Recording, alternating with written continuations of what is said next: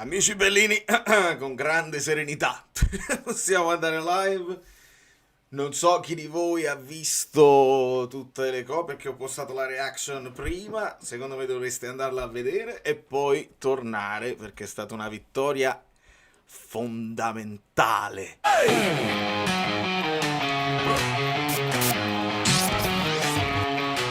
Amici bellini, la strada è sincera, si lotta col cuore, non solo stasera. L'amicizia ci guida, la voce si sente, pazienza e supporto, la fiamma ardente. Le loyali, mediano speciale, bellissimo eroe, dal coraggio leale. Senza di lui non sappiamo star bene, è il nostro pilastro. Allora, buonasera, buonasera. Andiamo subito a parlarne insieme. Mamma Carmen.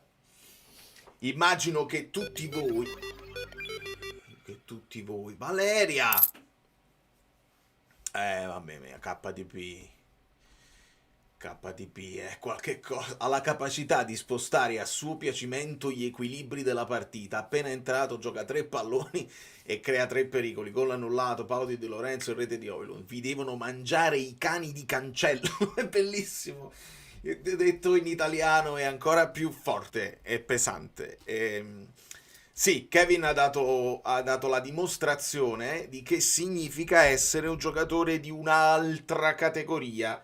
Perché poi anche la capacità, oltre alle cose che hai scritto molto bene, e ti ringrazio sempre, la capacità di spegnere la partita, di abbassare i ritmi quando serve, fa andare pure in freva gli avversari, perché c'hai uno che non butta il pallone, che lo controlla, che sa quando abbassare i ritmi, e poi c'ha la qualità. La differenza che c'è tra lui e gli altri è netta, è netta, e quindi quello che ovviamente voleva essere un discorso. Il problema del Napoli, stiamo veramente alla frutta proprio, siamo al caffè. E non c'è. Vabbè. Ed è bello poterne parlare con calma, con la calma dei 3 punti, perché poi la scelta di metterlo fuori può far discutere, come la scelta di non mettere fuori altri, perché poi si rischia, ma questa poi è un'incoerenza solo se io leggo tutti i messaggi di tutti, perché qualcuno può dire non deve mai uscire, quello deve giocare sempre, qualcun altro potrebbe dire devi far riposare lo Botka per esempio perché l'hai fatto infortunare. Quindi non ci può essere una coerenza generale se leggiamo tutti i messaggi perché ognuno ha la sua opinione. Ma sotto il punto di vista degli infortuni vi prometto un approfondimento, quindi iscrivetevi al canale e lasciate like e vi ringrazio.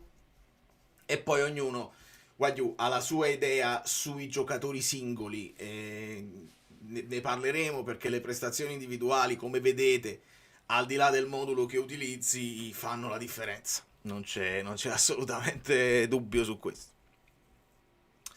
Domande per gli esperti, siamo sicuri? Esatto, questa è una delle cose che mi viene da dire nella reaction, quindi ci troviamo che MKT gioca male con KDB, che possiamo fare a meno della classe, il Panuzzo, beh, è buono il Panuzzo. No, è proprio questo il punto. Oggi si è visto, e io ragazzi, ho fatto la simulazione sul canale Fluidzot, dove segna McTominay, e io ho sempre la speranza che McTominay possa fare la differenza e possa segnare, no? Però un gol di McTominay oggi avrebbe mantenuto il discorso del fatto che non possono giocare insieme perché non c'è Kevin, segna McTominay, quindi vuol dire che si pestano i piedi, eccetera, eccetera. Oggi è stata una dimostrazione, se ce ne fosse bisogno, che il problema di McTominay oggi è lo stato di forma, secondo me, non è la presenza di De Bruyne, non è nemmeno il modulo. Oggi McTominay ha giocato mezz'ala di inserimento nel 4-3-3 iniziale e purtroppo non teneva un pallone, ha avuto le opportunità, ha corso sempre molto, non manteneva la palla, non è stato freddo sotto porta, è entrato all'interno di tutte le occasioni, sì, però dimostra che è un problema di stato di forma che noi spesso non consideriamo. Noi pensiamo, ok, cambi modulo, quello gioca bene per forza, levi quello, non si pestano i piedi, quindi torna a segnare tutte le partite. Non è così e non è così banalizzabile, quindi questo è un punto a favore, secondo me, del prosieguo della stagione il fatto che McTominay oggi a me non sia piaciuto tanto, e me lo spiego con uno stato di forma, cioè forse il super lavoro, ritorno alla questione del modulo, non la ignoro, ma forse il super lavoro che ha dovuto fare da esterno sinistro, rientrando molto, può essere che gli fa perdere un po' di brillantezza, e quindi speriamo che la sosta glielo possa far trovare. Ovviamente andrà in nazionale, le solite cose. Quindi va bene. Bravo Shen, questo è un altro discorso che fanno in pochi. È stato spesso infortunato durante i ritiri. Spesso affaticato, infortunato, e non ha fatto la preparazione con tutti. È vero. Poi il discorso degli infortuni, però, e degli affaticamenti e delle cose, veramente vorrò approfondirlo con esperti della materia, perché noi possiamo andarcene per un'idea. Possiamo pensare, ve lo ricordate, no? Che all'epoca si diceva Rongoni ha rovinato una squadra, e può essere pure che questi preparatori qua stanno sovraccaricando una squadra. È un discorso difficile, è un discorso per esperti, e anche gli esperti possono non avere la verità in tasca. Una cosa è sicura, è che bisogna possibilmente sfruttare il più possibile tutta la rosa, sfruttando i cambi, non necessariamente sempre dall'inizio, per evitare sovraccarichi generali, perché è diversa dall'anno scorso la stagione, e lo sappiamo. Spinazzola è più in forma della squadra, è un titolo di un assolutamente sì, Samael. Ripeto, io informazione lo volevo mettere perché è uno di quelli che mi dà la soluzione ad oggi, meglio ancora di Gutierrez, ti dà tutte quelle soluzioni di ampiezza sulla sinistra con qualsiasi modulo, perché ce l'ha proprio di suo. Poi Gutierrez e poi Oliveira. Me lo spiego l'impiego di Oliveira, magari per proteggere un po' più Neres da quella parte e lasciarlo libero di andare. Però Oliveira non ti dà la garanzia che tu dici ho messo Maldini là e quindi siamo sicuri. Anzi, purtroppo Oliveira in fase difensiva sta lasciando a desiderare partita dopo partita, il che mi fa pensare, ma questo è un mio parere personale sul giocatore, che non mi dà, non è che, ok, è la scelta che può essere che Conte fa per queste motivazioni, ma non mi dà delle garanzie. Di conseguenza preferisco io in partenza giocarmela con uno che in attacco mi dà delle soluzioni ed è più propositivo ed è un pericolo per gli avversari. Oliveira non va, non scende nel videogioco, non scende nella realtà, non si propone, viene in mezzo al campo, la presenza, però non ti dà quello sfogo sulla sinistra di sovrapposizioni, il che rende l'esterno destro loro libero di andare e di fare quello che devono fare. Quindi purtroppo lì è una questione anche di gusto personale. Bless you! Buonasera. Nessuno sta sottolineando il passaggio di Milinkovic per Spinazzola nel primo gol, veramente piedi da centrocampista. Ecco, questo è un altro tema, la conferma di Savic. Cerco di spiegarmela, perché io pensavo tornasse Meret.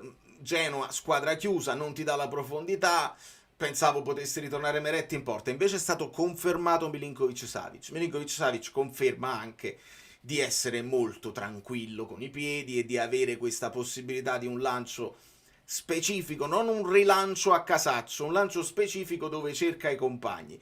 Alle volte si prende anche dei rischi, lo dobbiamo dire.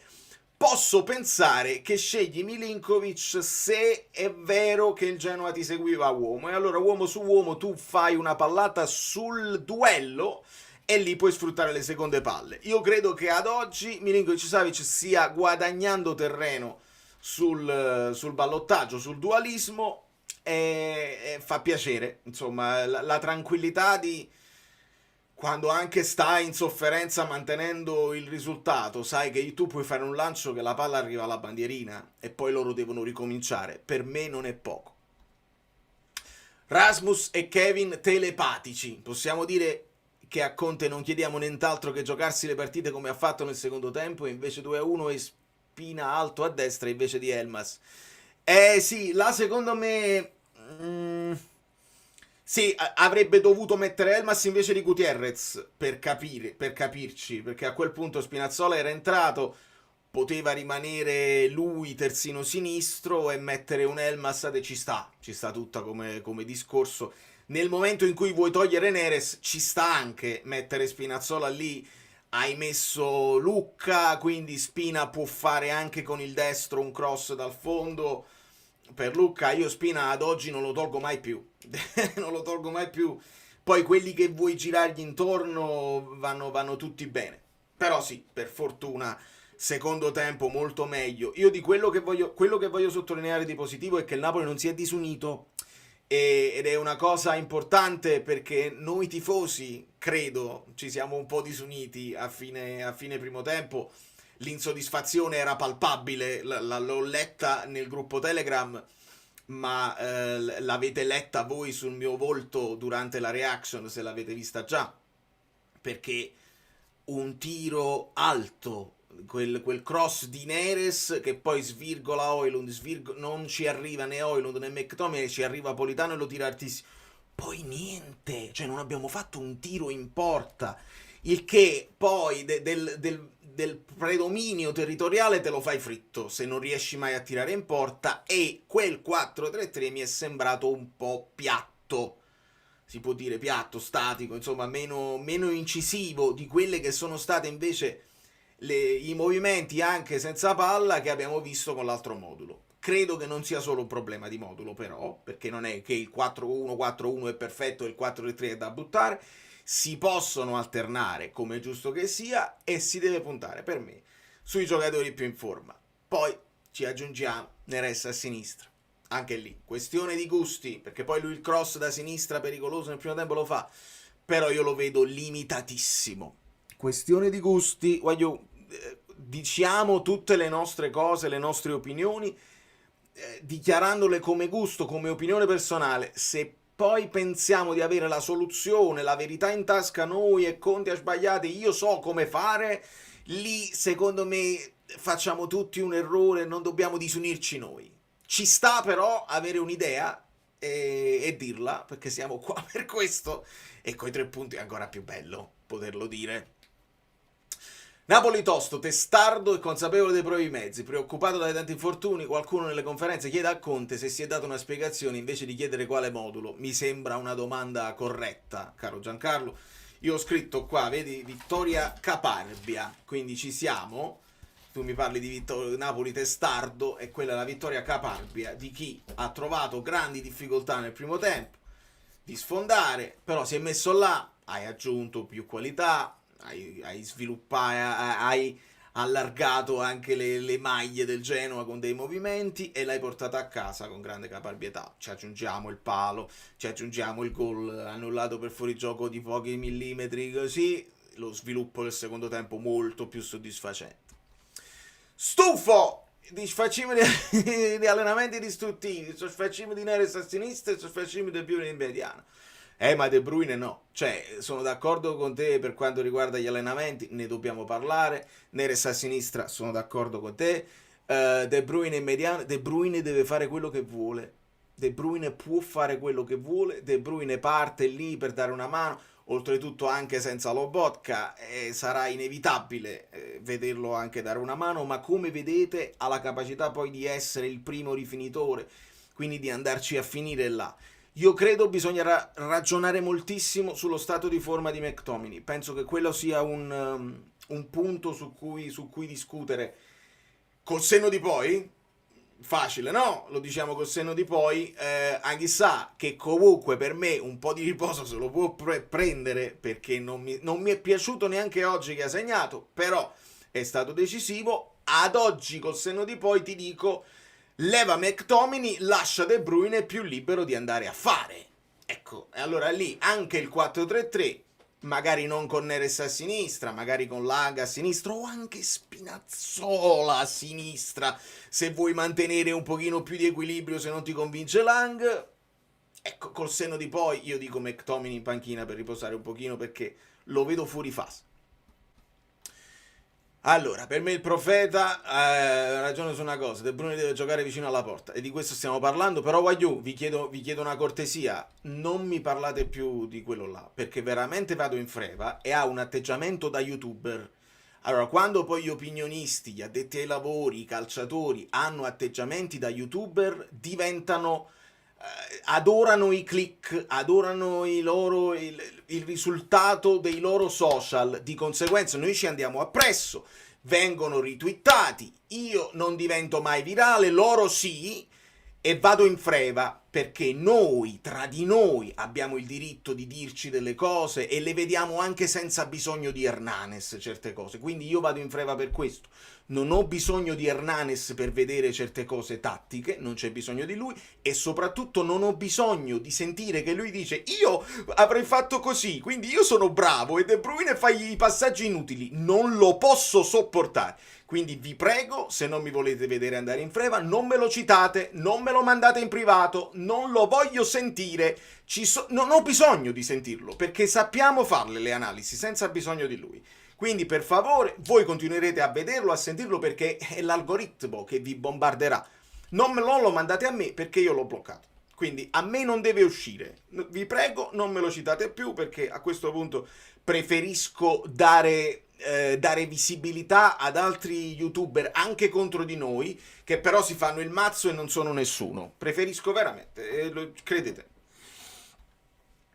Fa quei commenti da TikTok, ui, che quello è.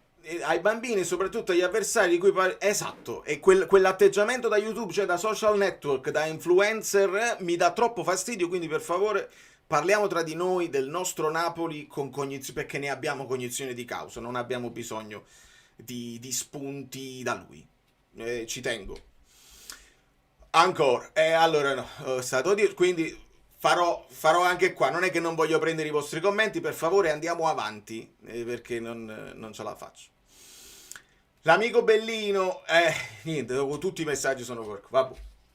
L'aveva messo al commento tecnico. No, ho capito, mi rendo conto e lo so, e sta anche in TV, quindi non è solamente social, è anche in TV. Camba fa, vogliamo essere schiavi suoi, che dobbiamo ascoltare per forza a lui? Vi prego, andiamo avanti. McTominay già meglio.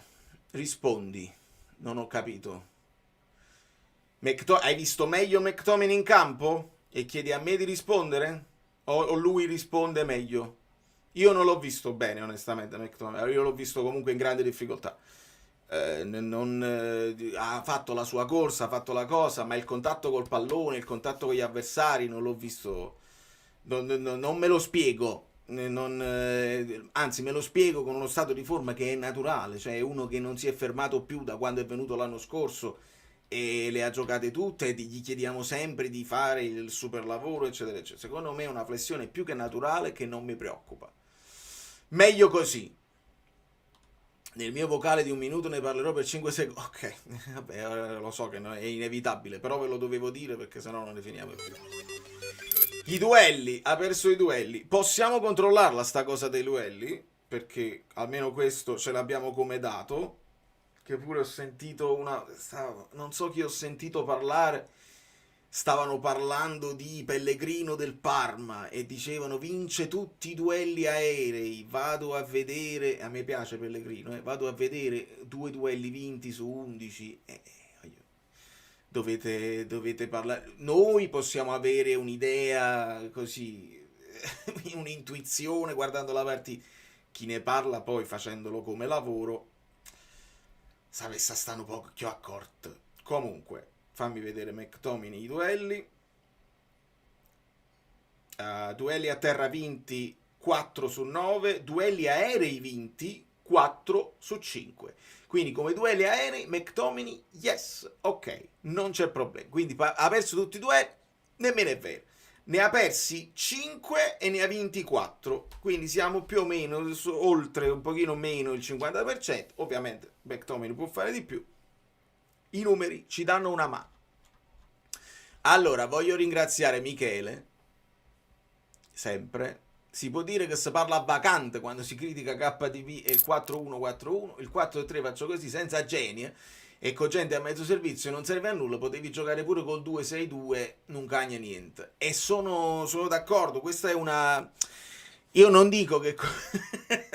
Qualcuno lo vezza, io non lo voglio pensare, perché non penso che Conte metta a repentaglio una partita volontariamente per portare avanti un punto, però lo può sfruttare Perché è andata a finire così? Il fatto che hai cambiato modulo come molti chiedevano, perché io le leggo le cose,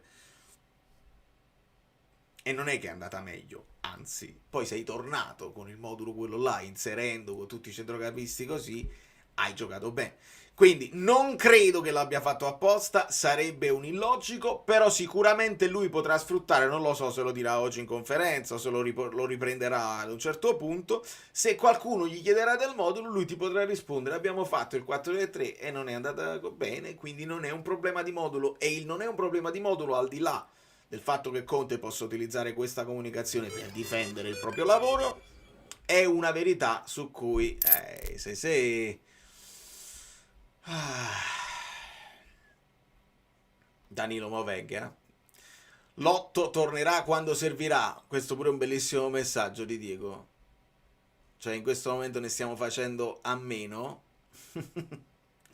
Grazie e grazie Danilo. Pizzeria Carbone a Tenerife, una pizzeria fortissima. Tra l'altro se qualcuno di voi vivesse in Spagna e avesse le capacità anche proprio di lavorare in pizzeria, di essere così, vi consiglio di contattarli su Instagram perché il suo video è sponsorizzato da senza nulla togliere a Di Lorenzo. Io desidero vedere la fascia di capitano sul braccio di Juan Jesus, ragazzo umile, intelligente e che in sordina si è sempre fatto trovare pronto. Grazie Juan. E qua la porta era aperta, tu l'hai sfondata, sei entrato così, io ti ho salutato, ci pigliamo il caffè, perché ancora una partita, e io la sto aspettando, una prestazione che fisiologicamente potrebbe essere un po' meno brillante, qualche errore, qualche sbavatura, e invece si sta prendendo anche delle responsabilità di verticalizzazione, di passaggi meno banali,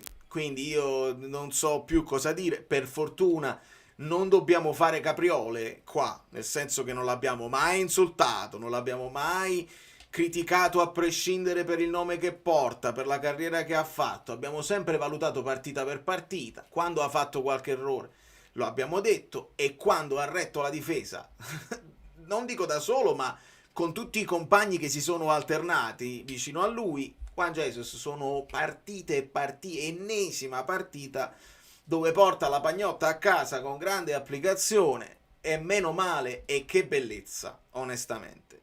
E ti ringrazio tantissimo, caro Danilo. Domani stai tuned, vabbè tu lo sai già, però domani state tutti tuned perché Danilo mi toglie un'altra soddisfazione. Ringrazio Giovanni. Rasmus benissimo, Anghissà 45 scalzo e 45 in infradito. Preoccupante la quantità di infortuni muscolari e poi era Rongoni il problema. Spero che qualcuno sollevi il problema, Olivera malissimo. Allora, ripeto e prendo questo messaggio per ripeterlo. Sono in contatto con un amico bellino che mi ha proposto un'intervista con uno specialista e adesso che c'è la pausa ritengo che sia perfetto. Quindi state tuned, datemi una mano perché sarà un video che non è quantificabile, nel senso che non ci sarà un argomento che verrà cercato e cliccato, quindi mi darete voi una mano della community, dello zoccolo duro della community per farlo girare, perché vogliamo affrontarlo questo argomento e vediamo se ci può dare qualche spunto di riflessione. Benissimo Højlund, sono d'accordo, per me ha fatto un partitone, oltre a essere freddo sotto porta perché fa questi gol che sembrano facili ma non lo sono, perché poi nella continuità tu lo vedi l'attaccante, tutta una partita anche di lotta, di duelli, di cartellini gialli che crea, perché crea, fammi vedere un attimo i duelli anche di Højlund per Sfizio, perché poi essendo la punta qualcuno in più ne perde, però duelli a terra vinti 3 su 6, il 50%, e duelli aerei vinti 1 su 4. I duelli aerei è più facile vincerli per il difensore rispetto alla punta, è chiaro, perché tu non è o lo stai indirizzando verso la porta, mentre quelli a centrocampo è più facile che vadano 1 e 1. E quindi ringrazio, oltre a Giovanni, anche Claudia. Il percorso prevede pazienza, ne abbiamo? È una domanda questa che ci dobbiamo fare tutti quanti. Ci dobbiamo fare tutti quanti noi, perché Lui ce lo disse, dice, non volete manco soffrire, e noi vorremmo soffrire di meno. È accettabile che un tifoso voglia soffrire di meno. Oggi non abbiamo sofferto l'assalto finale del Genoa, onestamente. Un po' di apprensione, perché quando stai con un gol di vantaggio l'apprensione ce l'hai sempre. Però non è che abbiamo sofferto un assalto finale e ci siamo chiusi perché loro hanno preso il pallone e ci hanno mazzoliati così. Io vedo anche il dettaglio dell'attack momentum, e non c'è dubbio, quello che vedete sopra, quello che non vedete perché è verde in verde. Vabbè, potete vedere il sotto, che è quello del Genoa che non c'è. Quindi dobbiamo avere un po' di pazienza. Io spero che comunque ci siano margini di miglioramento. Credo che ci siano. Nel frattempo tu fai i punti, poi ci saranno dei margini di miglioramento, e i troppi gol subiti è sicuramente un tema che si può accostare anche al discorso degli infortuni, perché in teoria siamo ancora in emergenza, che i titolari dovrebbero essere Rachmani e Buongiorno, capiamoci. Però sì, è una costante ed è una differenza fondamentale rispetto all'anno scorso, dove avevamo, dopo i primi 3 gol presi col Verona, chiuso la porta e poi giocato di conseguenza, privilegiando, insomma, dando priorità alla compattezza difensiva. Oggi molto meno, poi pigliamo un gol alla prima occasione, è una costante, non mi spaventa nemmeno tanto. Però è come se stessimo lavorando più per cercare di capire come sfruttare al meglio tutta il potenziale davanti, e un po' meno in difesa. Ci sta. Valeria ancora, che ringrazio ancora, una super chat dopo Danilo. È come uscire ai servizi dopo che cantarono i Queens nel primo Live Aid. È meglio che ci stiamo zitti. No, non è vero, io vi apprezzo tutti, e poi a goccia è fatto il mare. Poi lui ogni tanto mette una vrangata di ketchup e maionese. Ma tutto il vostro supporto in qualsiasi forma mi rende felice e mi mantiene in piedi, e non devo stare appresso al profeta. Allora, purtroppo io, se i tifosi del Napoli più in trasferta che a Maradona, boh, non lo so questo, perché a volte vi rispondete tra di voi e non capisco.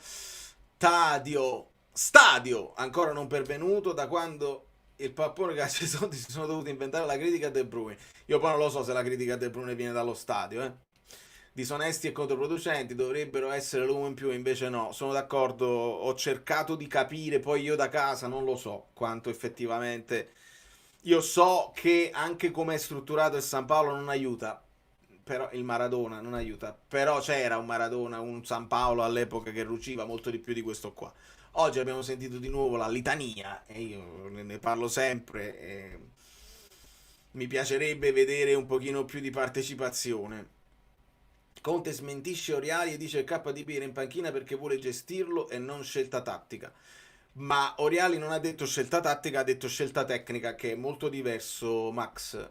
Scelta tecnica vuol dire che tu, è anche che tecnicamente vuoi utilizzare altri giocatori, tecnicamente non lo vuoi far affaticare, vuole gestirlo, e ci sta. Se parli di scelta tattica, allora tu dici: io ho tolto De Bruyne per mettere il 4-3, per mettere Neres e per allargare le maglie del Genoa. Quello è un altro paio di mani. E là gli puoi chiedere perché togli De Bruyne e non togli McTominay, per esempio, perché non lasci De Bruyne. Allora là no. Se dice scelta tecnica Oriali e non tattica, allora si dice così, e fa parte del linguaggio del calcio, è una scelta tecnica, cioè non è infortunato e non è che non lo volevo utilizzare in questa partita qua. Secondo me la risposta della gestione ha più senso, perché dobbiamo, secondo me, anche imparare ad accettarlo. Noi diciamo non li far infortunare, non li utilizzare troppo, a turno qualcuno deve riposare. Certo, col senno di poi potevi far riposare anche Sa, potevi far riposare McTominay e KDB, figuratevi se lo dovete dire voi a me. Io sono innamoratissimo, e ti risponde anche sul campo, perché non è che siamo innamorati di una figurina, siamo innamorati di uno che rincorre comunque gli avversari e che fa la differenza in campo. Quindi per me si parte da De Bruyne e poi ne metti 10 vicino. Però mi rendo anche conto che non possiamo andare in escandescenza. Se vediamo che si incaponisce, allora la diciamo: Conte, ma che hai fatto? Stai avendo lo stesso rapporto che avevi con Eriksen? Ad oggi non lo leggo così. Lo leggo come: tu già sai che comunque giocherà titolare anche nella nazionale, che in nazionale non si risparmiano, e quindi la possibilità anche di cambiare la partita in corso te la tieni, e ci sono dei giocatori che te la possono spaccare. Un altro discorso che a posteriori si può fare: se qualcuno dice che De Bruyne non sta in grande forma, e io non sono d'accordissimo, quando entra poi al 60esimo vuol dire che gli avversari sono un po' più stanchi e De Bruyne sta a quel livello là, per capirci. Ma questo non vale solo per De Bruyne, vale per tutti. Pochi like, intervenite. E ringrazio Enrico. So che è prematuro, ma la Roma come la vedi? Secondo me viene sottovalutata. E non è prematuro, ha cominciato bene. Ha cominciato bene, ha cominciato con la solidità. Strano, ci aspettavamo insomma da Gasperini tutta l'esaltazione delle punte di Gasperini, del grande potenziale in attacco. Però in attacco loro hanno subito insomma delle defezioni, perché avevano puntato su Bailey, che comunque si è infortunato subito. Dybala ce l'hai sempre a mezzo servizio, quindi dovevi sfruttare Sule, e lo sta facendo. E si aspettava forse qualcosa in più da Ferguson. Adesso Dobbik sta prendendo un pochino il sopravvento. Sappiamo che Gasperini li sfrutta un po' tutti e le mischia le carte. Contemporaneamente qualcosa in difesa di solito subiva con l'Atalanta. Invece si stanno aggrappando a un grandissimo Svilar e a una discreta solidità difensiva, quindi una Roma molto diversa da quello che ci si poteva aspettare. Hanno vinto il derby e quello ha reso tutto più credibile nel percorso che sta facendo Gasperini. È una squadra che purtroppo non possiamo togliere da mezzo. Mamma che ansia, mi faceva una domanda: ma se non si faceva male giusta domanda che non ti posso contestare. Non lo so. Non lo so. Io ho la speranza che, come io nel giochino vedo che Politano sta a zero, sta a rosso, e lo cambio subito, la speranza è che se ne accorgano anche gli altri, e così poi possiamo anche avere noi un'idea sbagliata e Politano magari ce l'aveva alla grande. Però quando arriva un problema muscolare a uno, un problema muscolare a un altro, un problema muscolare a un altro, faremo l'approfondimento, vi prometto. Non lo possiamo sapere se è così, cioè se l'affaticamento, se magari lo togli prima, non arriva l'infortunio e lo azzeri la possibilità dell'infortunio, questo non lo so. Però io spero che, come Conte ci sta mostrando che stanno arrivando i cambi un po' più presto, non siano dettati solo dagli infortuni, anche se spesso è da lì che si parte. Le storie sono queste. E benvenuto al mondo Riccardo, nuovo amico bellino, un nuovo nato che abbiamo salutato nel gruppo Telegram. Che bello poter parlare di una vittoria. E il bimbo a un giorno, a poche ore, io mi sono permesso di dedicargli tutta la reaction, quindi quando poi sarà più grande gliela facciamo vedere, quando potrà sostenere gli allucchi, perché sto allucco tantissimo nella reaction. Allora, ringrazio anche Salvatore Marra, grazie mille, senza domanda, solo con il supporto, grazie infinite Sal. E ringrazio anche Salvatore, l'altro, Salvatore Falanga. Incredibile come anche sa per me sia passato dall'essere tra i peggiori nel primo tempo a uno dei migliori nel secondo. I peggiori di stasera per me Oliver e Neres, McTominay per me non così male. E ci sta, e che ti devo dire? Per me sì, io con Oliveira e Neres sono d'accordo con te. Non mi sono piaciuti, non mi hanno fatto impazzire. Neres forse un po' meglio a destra, però anche lì l'ho visto non in contatto con la palla in maniera perfetta e decisiva, un po' sbavature varie. E Anghissà è quello che abbiamo imparato a conoscere, capace di grandi cose, fisicamente presente, anche di grande tecnica. Sta aggiungendo gol al suo repertorio, cosa che non aveva, lo ha fatto con Conte, anche come posizionamento. Però alle volte sembra svogliato, sembra accarezzare il pallone, quando invece gli devi far fare, lo devi colpire il pallone, e purtroppo è un po' prendere o lasciare. Se avesse anche la costanza e la continuità di rendimento sotto quel punto di vista, sarebbe un altro calciatore, voglio dire. Su Scott, partita sottotono anche oggi, siamo d'accordo, mi è dispiaciuto sull'ultima occasione. Se Lucca non tira... Hai ragione DP, penso che lo dico in reaction. Se Lucca non tira, Scott al rimorchio, lui sta faccia alla porta. E hai ragione. Scott, per quello che è stata la sua esperienza con noi, credo che abbia bisogno del gol come un attaccante.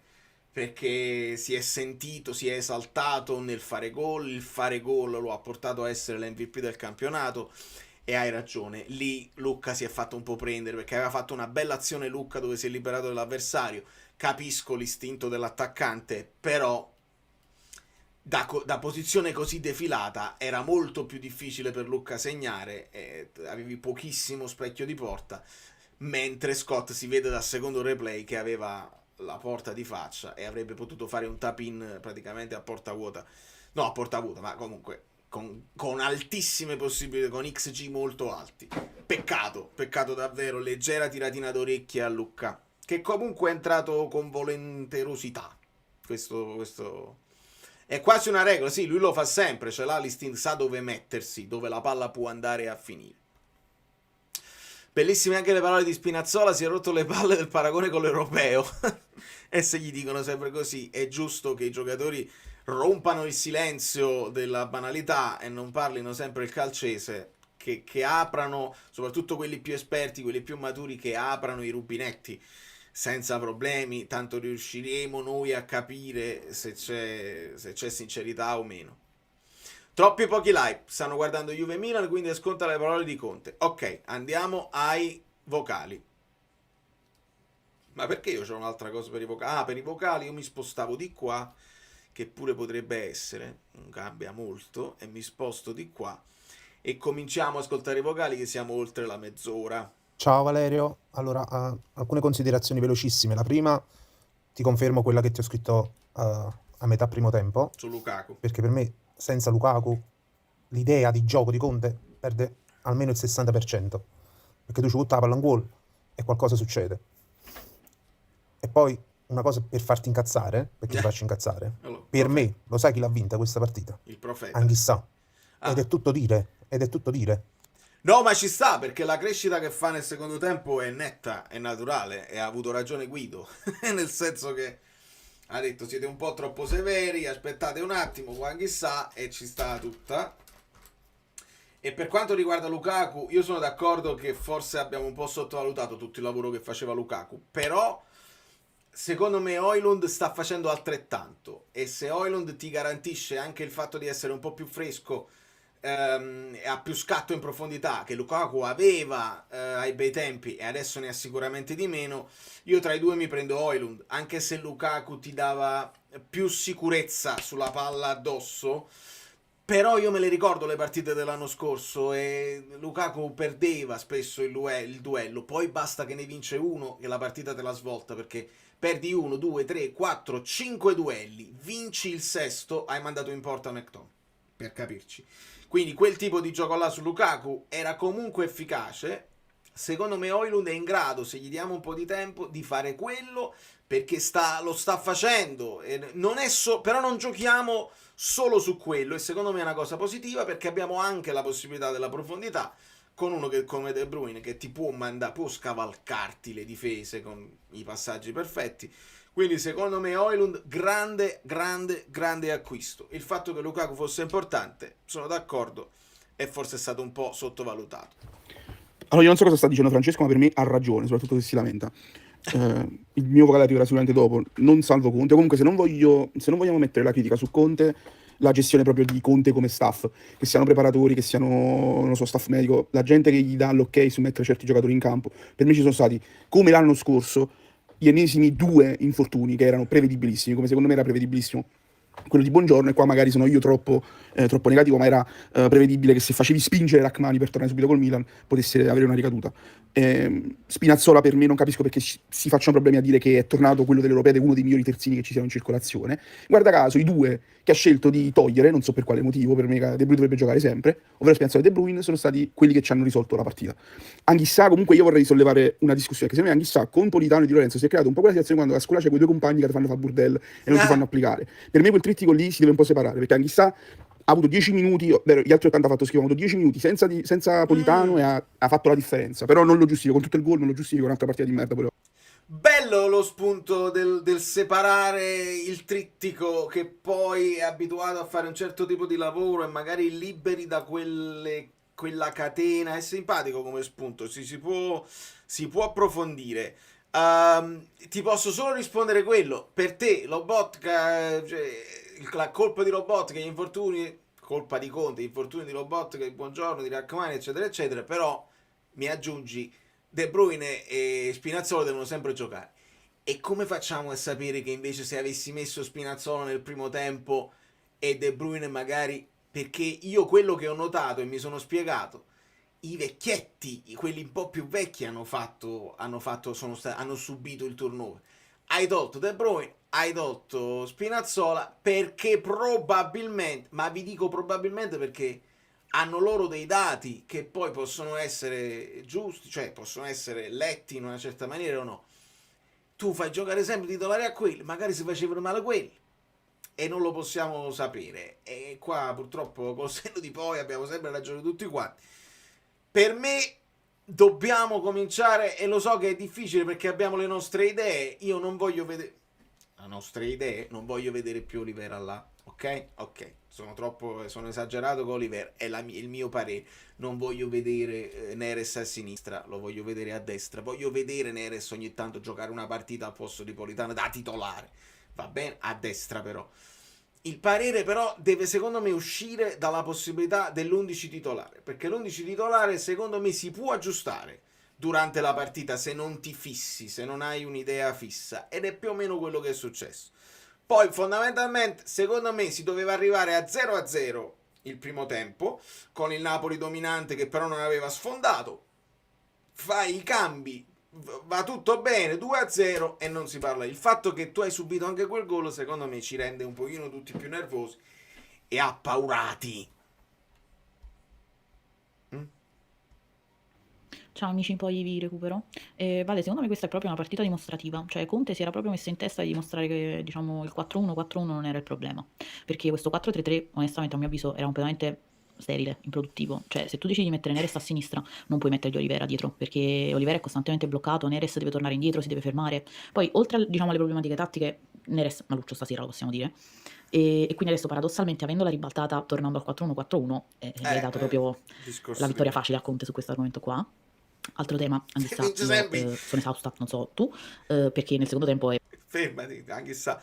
Vince Sembis, vi ricordate la frase vinci solo tu, che però era definita da De Laurentiis, vince solo Conte. Però è buono quando vince Conte perché vuol dire che vince pure il Napoli. Però no, Conte ha sempre creato i presupposti per, cioè se si vince è lui che ha spaccato tutto, se si perde non è colpa sua, e questo è una cosa che onestamente dà fastidio pure a me, perché io poi non sono tifoso di Conte, sono tifoso del Napoli. Però il presupposto si è creato. Secondo me Mazz, e il fatto di tenere Mazzo fa parte di quella schiera degli atleti con aura che hanno anche una certa fortuna, che se la chiamano la fortuna in qualche modo. Potenzialmente il secondo calciatore più forte che hai in rosa, nel primo uno che nemmeno metti a portare le borse dell'acqua. E niente, Spinazzola migliore in campo per quanto mi riguarda, e ottimo lavoro di Højlund, veramente, a parte il gol mi è piaciuto veramente tanto sul lavoro che ha fatto a protezione, veramente molto molto bene.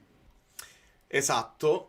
Project Napoli bontà tua, nel senso che oggettivamente io lascio sempre la possibilità che magari su alcune opinioni magari è una fissazione mia, però non è che farlo cioè nel senso che alcune cose si vedono e si leggono. Io poi quando ho un'idea, io molto spesso le mie idee sono malleabili, quando ho un'idea che invece è un pochino più settata su quello che penso, tendo a essere esagerato anche al contrario, cioè nel senso esaltare anche una piccola cosa di un giocatore che non mi piace, oppure essere estremamente critico su un Elmas o su un Juan Jesus, dove invece sono quello che li ha sempre difesi.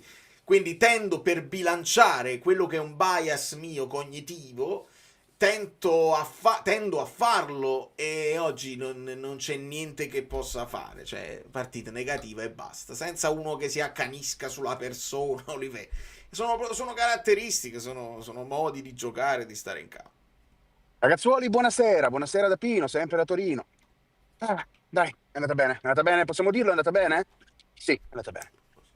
Comunque, Conte ci ha dimostrato chiaramente, ci ha fatto la super cazzola, dimostrando che il 4-3-3 va e non va col Napoli. Alla fine, primo tempo, cioè, Vedi? ci venivano alla nostra metacampo a pressare. Ragazzi, oramai il gioco solo lì, col portiere, i passaggini, è un gioco che ormai hanno capito tutti, non si mangiano più la foglia, quindi ci conviene cambiare, ok?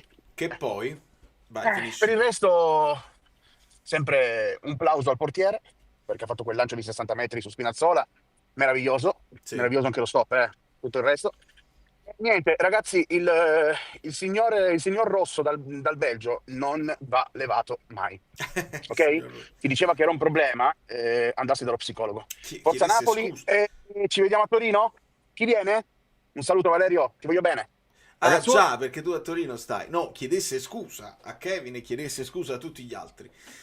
Il discorso che fai tu su 4-3 è giusto, ma al di là del modulo è il discorso del passaggio, il passaggetto, eccetera, eccetera. Tu il 4-3 puoi farlo anche alla Liverpool di Klopp con palloni più verticali buttati avanti e con reaggressione delle seconde palle.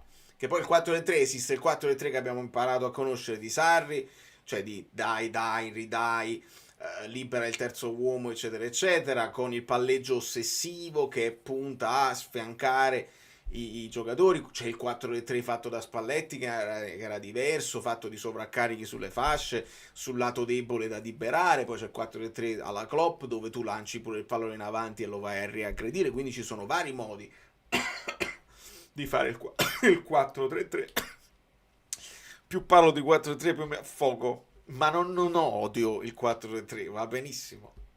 Ciao Vale, partita che Ma si secondo può me fare. hai vinto più che altro grazie alla qualità che Qualità. all'atteggiamento che hai messo in campo. Anghissà, fra il primo e il secondo tempo sono due calciatori totalmente diversi. E beh, Ma veramente, cioè, mi fa quasi paura, diciamo, la differenza fra i due. Tenere Spinazzola in panchina è letteralmente un delitto perché è in uno stato di forma incredibile. sono d'accordo. Secondo me, nel primo tempo hai giocato male più che altro per meriti del Genoa che più che per tuoi demeriti. È entrato veramente bene in campo, molto aggressivo. E poi altre due cose, ovvero Hernanes che ti ha mezzo dissato perché ha detto che De Bruyne in fase di impostazione è totalmente sprecato, e poi non sapevo che Leao giocasse per il Genoa perché all'89esimo ho visto 5 calciatori in fase difensiva circondare uno del Genoa, cioè non sapevo che giocasse per il Genoa. Hai ragione, l'ho vista anche io, a sottolineare che non era un'azione difensiva che riguardasse poi il talento di Leao, che non mettiamo nemmeno in discussione, ce l'ha, ma è una mentalità inculcata da questo allenatore, inculcata anche da Spalletti, quindi non è solamente un'esaltazione di Conte, ma è una mentalità di unione, di squadra, che quando poi si sta in difficoltà non si pensa vabbè ci penserà il mio compagno, sta lui in zona, no, si va a dare una mano, 4, 5, 6, anche 7, stare attenti però perché poi capita magari il giocatore che con grande intelligenza riesce a liberarsi del pallone e là hai svuotato le altre cose, perché io ne ho parlato spesso.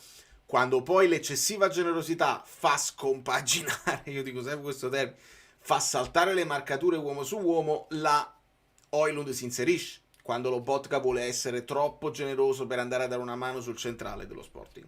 Quindi, bello, bene, attenzione però, attenzione a non scoprire le altre cose, ma ancora una volta è una dimostrazione che non era l'esaltazione di Leao, ma un'esaltazione della nostra mentalità, che quando dobbiamo portare a casa il risultato o lo stiamo recuperando, non molliamo, non molliamo. E questa è una cosa buona, è una cosa bellissima ed è una cosa fondamentale se poi vuoi mantenere alta la concentrazione e vuoi portare a casa più risultati possibili. Il non mollare anche nelle partite che si mettono in un certo modo è un valore aggiunto che a questa squadra va riconosciuto.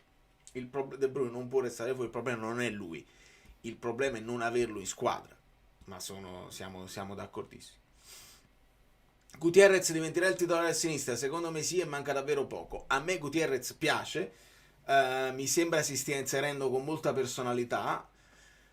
Quello che stiamo vedendo fare da Spinazzola era la nostra speranza già dall'anno scorso. È un giocatore che ti dà tantissimo nella fase offensiva, perché non ti dà solo la rifinitura, e ce l'ha, e te la può fare con entrambi i piedi, perché Spinazzola è abbastanza tranquillo nell'utilizzare anche il mancino, però ha quella capacità di rientrare che lo rende imprevedibile da marcare, e quando sta bene e ha la capacità di offendere e di recuperare anche la posizione, io a parità di batteria a parità di batteria di cellulare, io Spinazzola me lo tengo sempre titolare. Poi mi rendo conto che devo pensare che Spinazzola avrà la sua età ed va mantenuto, perché sennò facciamo la fine di quello che abbiamo detto a Conte. Dici che Lobot l'hai fatto infortunare, Politano l'hai fatto infortunare, Rachmani, buongiorno, eccetera eccetera. Se non vogliamo rischiare anche Spinazzola, cominciassero a dividersi i minuti Spinazzola, Gutierrez, cominciassero a dividersi i minuti di Politano con Neres, cominciassero a far vedere anche un pochino come sta succedendo con Gilmus è a metà tra Gilmour e Elmas, quindi vediamo anche Gilmus e vediamo anche Lang, prima o poi vedremo anche Lang. Giovanni. Buonasera Valerio, buonasera amici bellini. Abbiamo sofferto in una maniera allucinante, stavamo regalando la prima vittoria a Genova. Un paio di considerazioni flash, basta con Olivera, ditemi tutto quello che volete, ma un terzino che non riesce a fare una sovrapposizione in 2 anni e mezzo che con noi anche no. Detto Nemmeno questo, nel gioco ci riesco. Anghissà ha fatto 45 minuti a piedi nudi e 45 almeno con le scarpe. E che dire, KDB è imprescindibile, McTominay è sempre più un caso, perché anche se nel primo tempo diciamo abbiamo giocato con un fintissimo 4-3-3, comunque ne sta risentendo tanto, ma non so se sia anche perché lui non è ancora del tutto in forma, ma completamente estraneo al gioco. Detto ciò, abbiamo perso altri 2 giocatori per infortuni muscolari, cioè è sempre Rongoni il problema, ci tengo a precisare. Assolutamente sì. Voglio rispondere a Federico, sono d'accordo con te, vatti a vedere se hai tempo e se hai voglia la reaction, e la reaction è la verità assoluta di quello che vedo, senza filtri. Io non cancello, non cambio idea, non dico 2 cose e poi scelgo quello che devo dire. L'ho visto, l'ho notato, e ti dico addirittura che c'erano 3 possibili cartellini gialli. C'era un cartellino giallo possibile per Neres che entra in ritardo su una palla, che poi l'arbitro dà il vantaggio col Genova in possesso di palla, lì poteva essere ammonito. Secondo me l'ammonizione sulla maglietta tirata è da regolamento, ci può stare, a centrocampo però non era una situazione pericolosa, quindi a volte si dà e a volte no. E poi quell'altro fallo dove si mischiano le gambe, non cattivo, sulla fascia, sull'avversario, così, per me, e io l'ho detto tranquillamente, Neres ha rischiato tantissimo e si poteva tranquillamente giocare il secondo giallo. Non ho nessun problema a dirlo. Contemporaneamente teniamo un credito con gli arbitri lungo così, quindi non me la sento proprio. La penna è un altro che gestisce e non arbitra, gestisce, e quindi non mi fa impazzire. Ci siamo, a me cascate male. Marelli ha spiegato nel dettaglio perché il secondo giallo non c'era, poi sappiamo che spesso è soggettivo, e perché poi Marelli mi avete scritto che dice prima una cosa, poi smentisce anche se stesso. E lì, con la calma nello studio, vorremmo sentire le cose, perché poi succederà la prossima volta e diranno: ah, vedi, allora la prossima volta. Per me non ho problemi a dirlo, per me quel giallo si poteva dare e l'abbiamo rischiato. Metto like e vi ascolto domani. Buonasera, grazie Enzo, apprezzo molto, è normale, ognuno c'ha il che fare. D'altra parte sta pure la partita, quindi siamo di meno. Approfittiamo per sentire più vocali possibili e leggere più messaggi possibili. C'è una chiosa. È sempre a chiosa, perché ovviamente mi scordo sempre di dire qualcosa. Dimmi come l'hai letta anche tu, perché a me questa cosa che Conte mette i terzini molto molto interni serve, cioè nel senso, c'era qualcosa in questa partita che io non ho visto, perché secondo me il 4-3-3 ti funziona molto meglio quando tu crei quel famoso triangolo Politano, Anghissà, Di Lorenzo.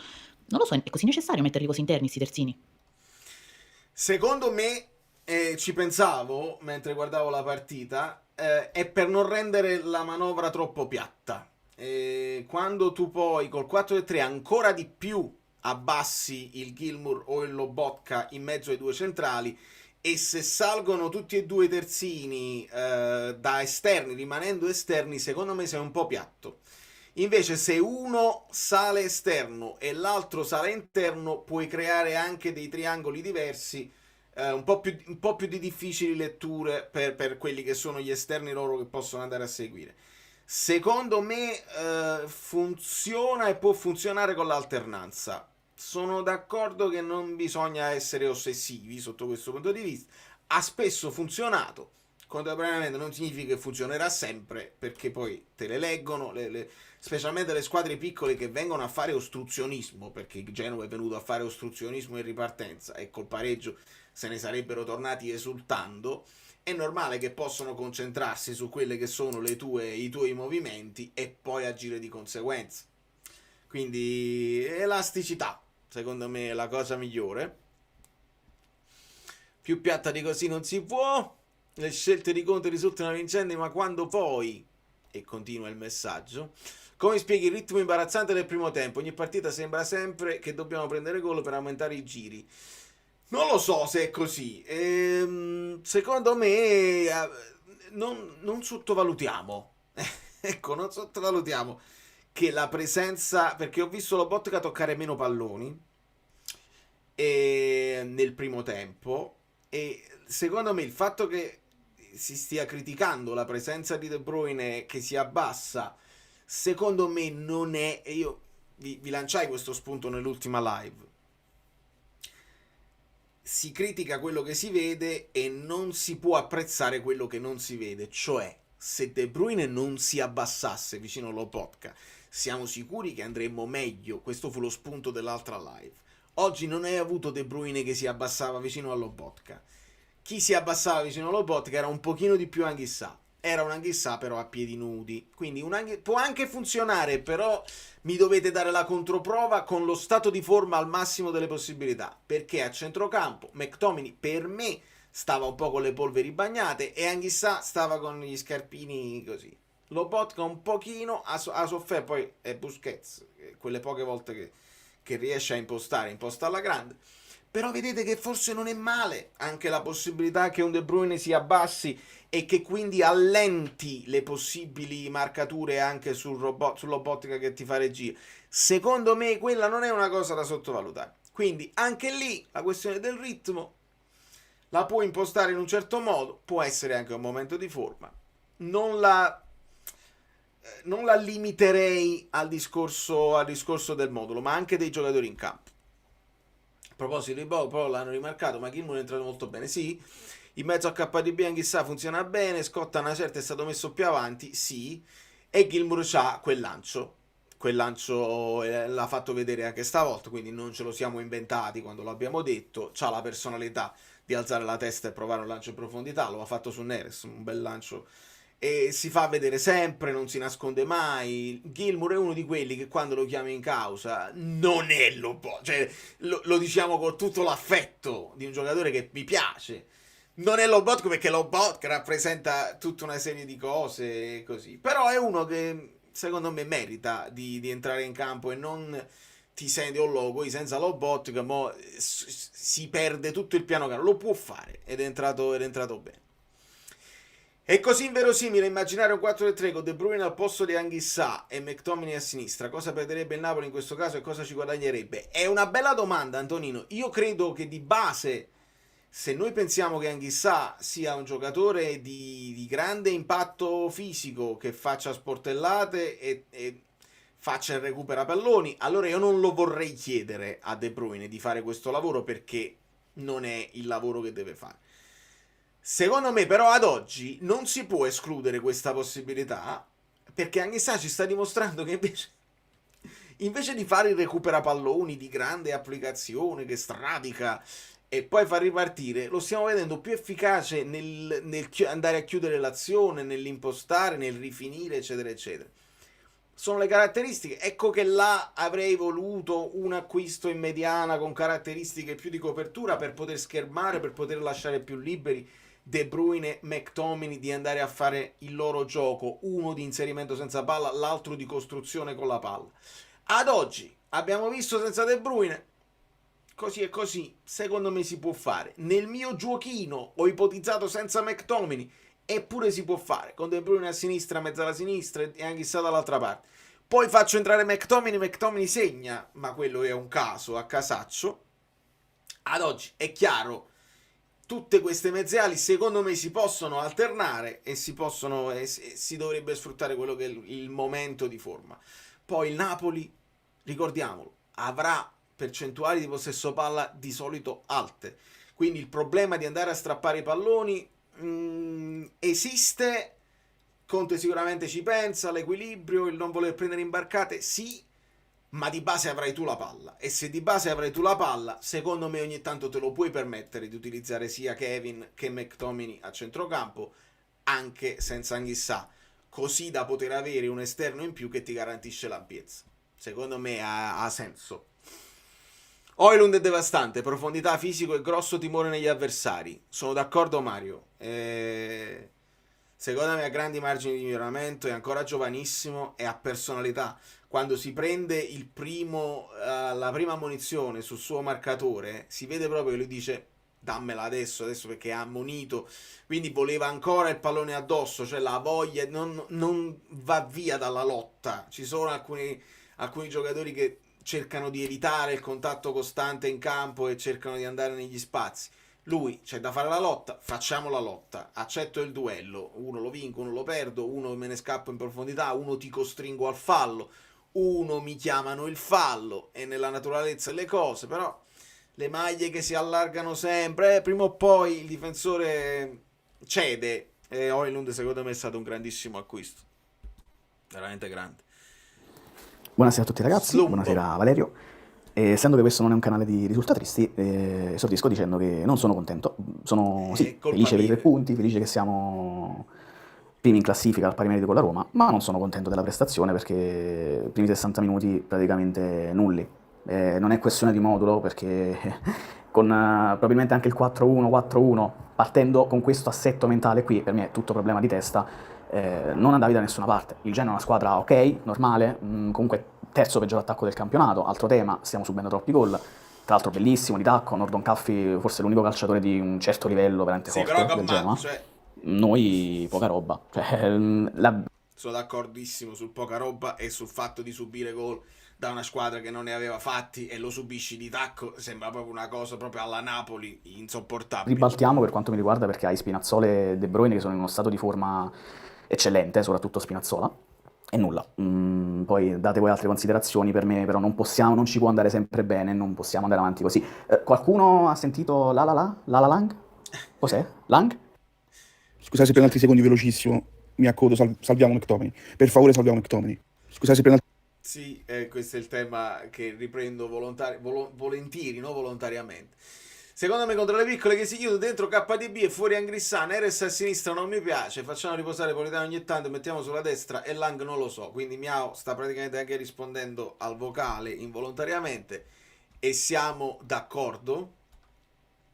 Io pure non sono contento, non tanto stasera, ma in generale la gestione lascia a desiderare, si attende la necessità per far entrare seconde e terze linee. Vero, non vi posso contestare questa cosa.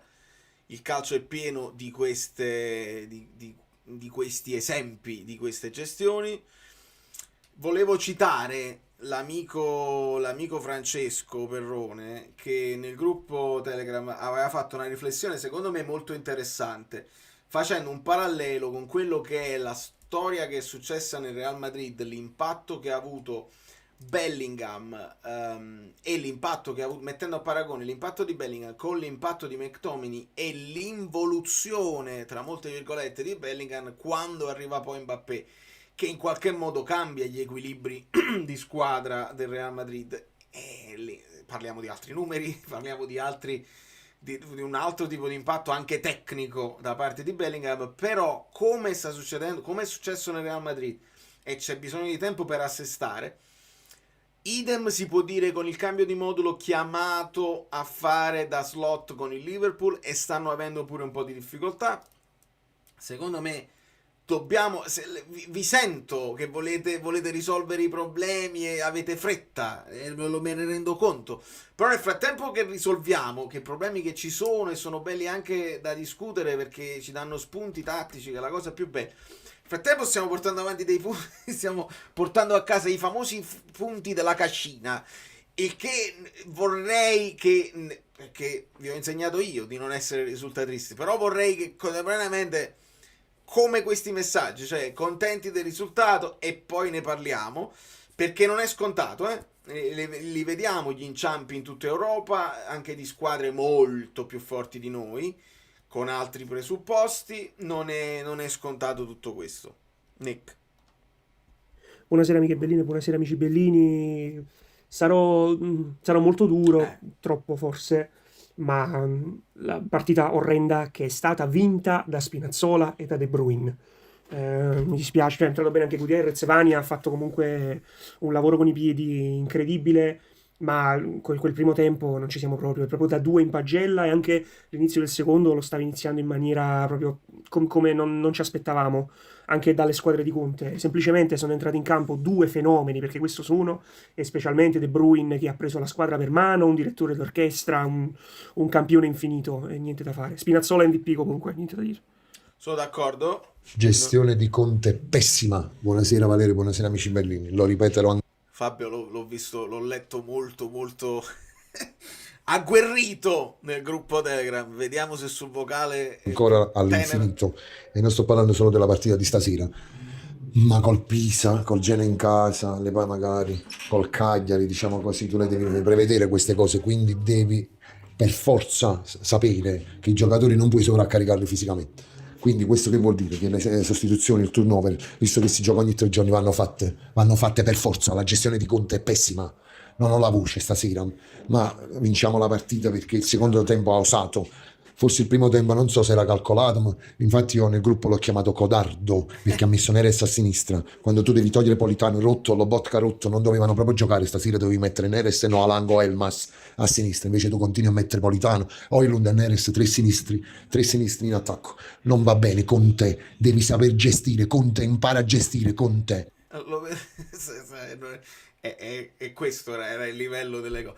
No, lo spunto che mi prendo è che è vero, tutti mancini in assoluto, ed è limitante. Ed è un discorso che secondo me si può fare, nel senso che la punta mancina già di per sé è non è una particolarità, però è una cosa che avviene. Anche Lukaku mancino. Però se da una parte c'hai Neres mancino col piede su, Politano mancino sul piede di là, continuo a leggere una voglia di avere in campo la vostra formazione preferita, perché mi rendo conto, però contemporaneamente c'è quel discorso là, non puoi togliere quello, però continui a far giocare quell'altro, e ha avuto torto Conte oggi, nel senso che poi Lobotka e Politano si sono infortunati. Per fortuna poi c'avevi quegli altri pronti ad entrare e ad aggiustarti la partita. Non possiamo sapere, io resto sempre purtroppo di questa idea, che non possiamo sapere, magari avesse giocato KDB dall'inizio, magari l'affaticamento lo prendeva lui, è stata buona, quindi questo non lo possiamo sapere. Col senno di poi avete ragione voi, non c'è dubbio. Poi ha ragione Conte perché l'ha vinta e non lo puoi sapere però vi ascolto, voglio dire, vi ascolto. Per concludere il mio pensiero, Lang, questi qua, Spinazzola, non li devi mettere per recuperare il risultato, ma gli devi dare la chance di portarti avanti col risultato. Ecco. Altrimenti soffriremo sempre così queste partite. Però comunque il secondo tempo proprio abbiamo dominato con l'ingresso di Spin, pure Gilmour è stato molto più veloce, De Bruyne, mamma mia, De Bruyne è qualcosa di pazzesco. Per concludere... meraviglia proprio. Perché si è bloccato tutto? Mannaggia miseria, mannaggia. Siamo di nuovo bloccati. No, ma ce la farò. Ce la farò. In qualche modo ce la devo fare per forza. Voi mi sentite, vero? Niente. Mi sentite? Ecco, si è bloccata solo l'immagine e mi sentite. Rigore sbagliato. Allora per questo si è bloccato, perché è sbagliato il rigore. Pulisic ha sbagliato il rigore. Ok, allora vediamo come posso risolvere queste cose, perché io lo so, lo sento e lo avverto e devo capire che zumbate chi sta. Ce la posso fare. Ok, l'importante è che mi sentite in modo tale che ancora... E vediamo i messaggi, solo io sono fermo. Ok, cerchiamo di capire. E che si è fermata l'immagine della fotocamera. Però io se trovo il modo di... posso anche farcela. Fammi vedere una cosa. Perché con i vocali... Mannaggia miseria. Valerio, scusa, aggiungo una curiosità. Non è che sto 4-1-4-1 che stiamo sempre fomentando sia ottimo per l'inizio della partita per contrastare i nostri avversari che comunque mettono sempre anima e corpo, poi al 70° si sgonfiano perché non ne hanno più. Si E non conviene tenersi squaglia. veramente sto 4-1-4-1 per avere controllo del centrocampo e far stancare gli avversari, per poi invertire con un 4-3-3. Secondo me potrebbe essere un'opzione vincente. Non lo so, la lancio lì. Allora, per me ci sta questo discorso. La possiamo fare tutta col ferma immagine, senza dubbio. Vediamo se riesco, perché molto spesso devo riavviare. Cioè, la telecamera funziona, ma devo riavviare il sistema per far funzionare il programmino. Ma potremmo avercela fatta. State calmi, state calmissimi. Remote shooting.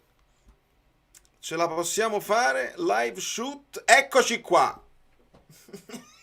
La possiamo fare tutta con questo cyborg, che pure è bello. Ok, abbiamo risolto.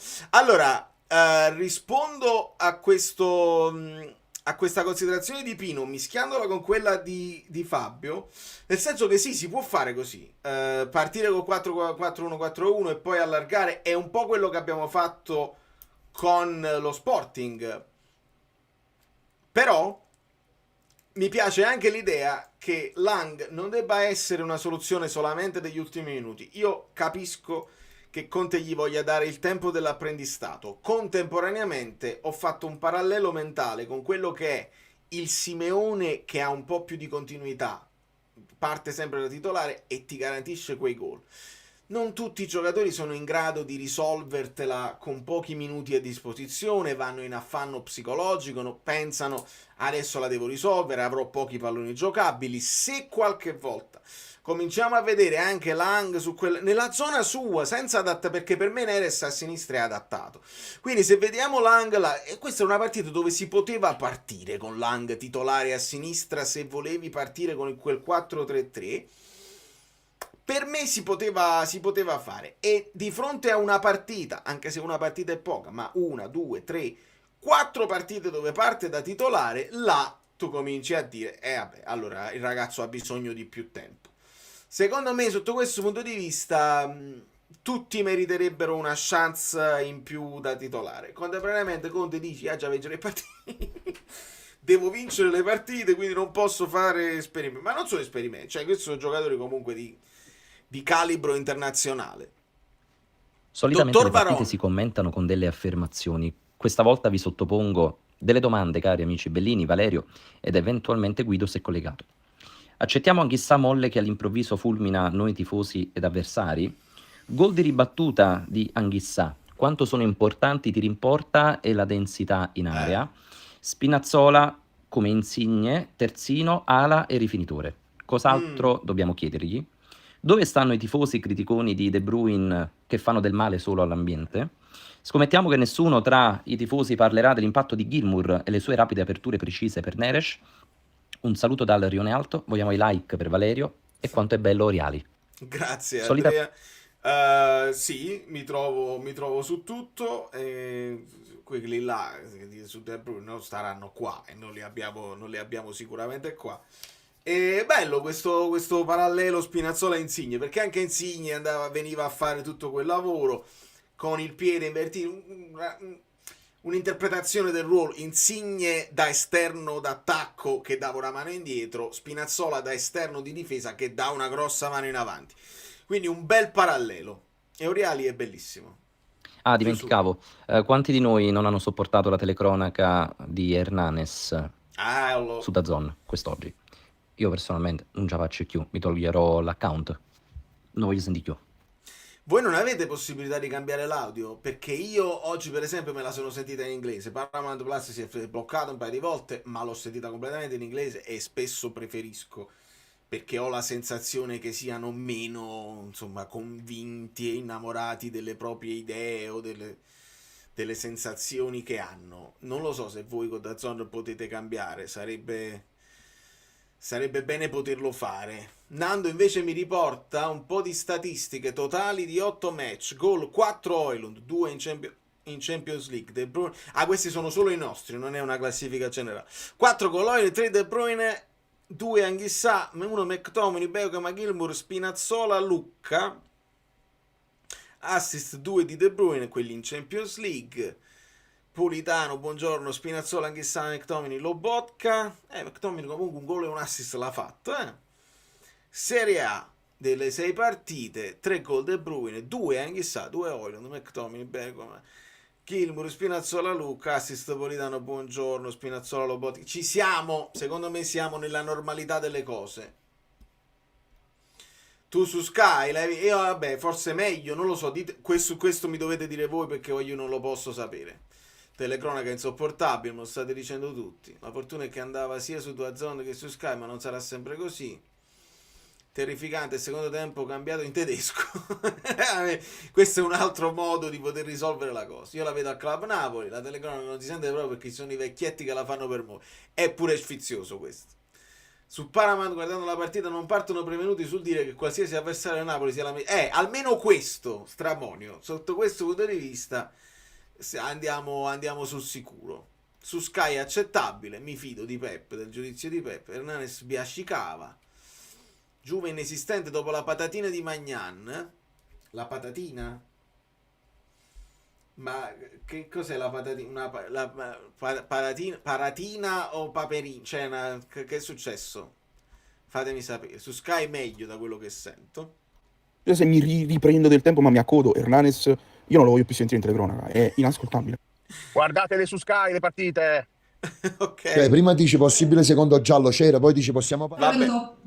Sì. Allora arriviamo e ringrazio sempre il Versatile che lo fa. Buonasera a tutti. Parole di Conte. Ecco, mister, poco fa Hernanes parlava di vittoria sporca del Napoli. Io ci aggiungo che la reazione è arrivata dopo 2 uscite importanti come quella di Lobotka e Politano per infortunio, quindi le chiediamo subito quali sono le condizioni di questi 2 giocatori. Non lo sai fare. Ma le condizioni saranno...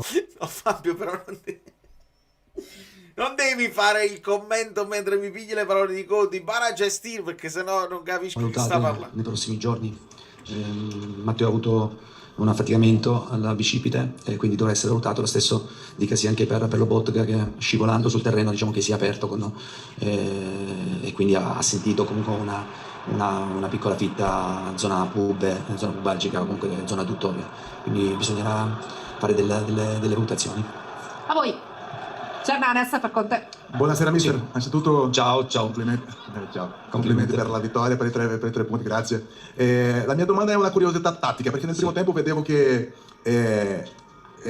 a destra Di Lorenzo e poi Oliveira a sinistra entravano dentro il campo, sì in fase di costruzione ma anche in fase di nell'ultimo tre Sentite a Fabio, anche l'anno scorso lo facevi, bravo, così non lo devo avversaria. Quindi cosa voleva aggiungere con questa mossa che penso che è stata chiesta da lei? No, quello è un tipo di situazione, la fase di possesso in cui comunque si vanno a occupare alcuni spazi che possono essere comunque occupati o dal terzino o dalla mezzala, scambiandosi di posizione. Quando fai il 4-3-3 l'obiettivo qual è? No? Avere comunque dei giocatori forti l'uno contro uno e cercare di isolare sugli esterni. Vedi questa considerazione che fa Conte, il 4-3 per isolare, l'ho letta tra i vostri commenti perché siete avanti a Conte, bravi. Il calciatore proprio per fare l'uno contro uno, questo è un pochettino il discorso quando siamo in fase di possesso. Ricky Buscaglia. Sì, buonasera mister. Napoli-Pisa partita faticosa, questo primo tempo molto faticoso, le chiedo quanto c'entra la Champions per queste 2 prestazioni e di conseguenza come anche gestirlo il triplo impegno. Ma guarda, sicuramente col Pisa un po' ce la siamo complicata noi la vita. Come gestire il triplo impegno? È il nostro percorso vergine.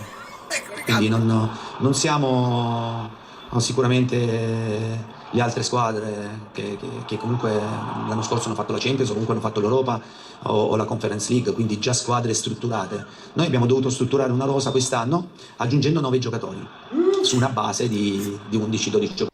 Qua sono d'accordo con lo sfogo di Fabio, nel senso che sì, l'abbiamo capito sta cosa, Conte, non dobbiamo per forza dirla sempre che abbiamo tutti i giocatori nuovi, perché se poi non venivano i giocatori nuovi avresti detto teniamo la rosa troppo risicata, dovevano venire i giocatori nuovi, li hai chiesti tu e adesso piano piano li stiamo inserendo tutti e vabbè. Non è sempre una scusa che per forza è una cosa impossibile da fare. Dell'anno scorso.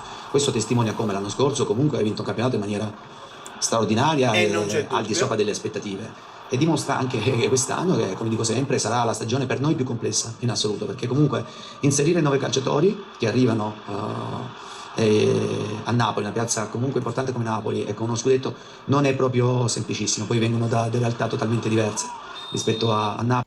Vabbè, cose che abbiamo già sentito. Nel frattempo saluto Sandro che ritorna dallo stadio, mi fa piacere salutare chi se l'ha andata a vedere. Sandro, tu hai alluccato, perché qua mi raccontano di uno stadio che è un pochino moggio, che non spinge come dovrebbe. Fammi sapere se hai gridato la preghiera di Don Raffaele, eccetera, eccetera. Che secondo tempo, che bello. Tranne Kevin De Bruyne, che è uno comunque abituato a palcoscenici importanti, gli altri sono ragazzi che sicuramente hanno bisogno di giocare, di alzare il livello. Sono d'accordo anche su questo, però l'allenatore ha sempre la possibilità di portarli su dove vuole, perché ti fanno sempre le stesse domande e tu poi puoi avere delle risposte che già hai preparato, dove puoi mandare dei messaggi diversi, puoi dire delle cose diverse. Lo sappiamo come funziona, se non ti fanno una domanda interessante tu puoi fare la solita risposta da 0 a 0. Questa cosa qua a lui piace dire, cioè la domanda era: è la Champions che ti porta a essere un po' più stanco e ti rende un pochino più difficili le partite? E lui ci mette dentro questa cosa dei nuovi innesti, che secondo me non è una risposta adeguata alla domanda così. Però lui è chiaro, no? Vuole confutare, vuole combattere l'idea che non sappia gestire il doppio impegno. Di migliorare, quindi noi, ripeto, noi stiamo facendo un percorso totalmente vergine da questo punto di vista, a differenza di altre squadre che, ribadisco, frequentano la Champions League in maniera sistematica e che comunque l'anno scorso erano già strutturate. Noi la stiamo strutturando, giocando, ed è inevitabile che paghi i dazio, sia a livello a volte di scelte che devi fare e altre volte cerchi comunque di affidarti a delle certezze e non andare proprio al buio. Va bene. Mi fa piacere che Sandro mi dica che il secondo tempo lo stadio si è fatto sentire. Me ne vado per un'idea. Dopo il primo gol, dopo il gol del pareggio, mi pare di aver sentito un po' di voglia di accompagnare la squadra a fare il secondo gol. Credo. Me ne vado. E abbiamo segnato mentre c'era il Don Raffaele. C'ha ragione Angela, perché subito dopo che io mi lamento Don Raffaele, così arriva il gol, quello là. Quindi può essere pure che porta bene. Io non lo sopporto, ma secondo me ci sta fino a un certo punto. Ci sono squadre come Atalanta che comunque si rinnovano sempre. La Juve pure non è che sta meglio di noi. Inter ok, ma non c'è solo lei in Champions, senza dubbio. Højlund ci ha messo pochissimo ad ambientarsi a Napoli, se lo aspettava così pronto all'arrivo, e poi richiedo anche di De Bruyne, aveva detto fatti chiari, amicizia lunga. Mi sembra che la connection con Højlund sia importantissima, stia funzionando alla grande. Il perché della scelta di De Bruyne in panchina, se ce lo vuole raccontare, se secondo lei c'è lì nel suo centrocampo, ha parlato anche di importanza di rotazioni, un giocatore imprescindibile.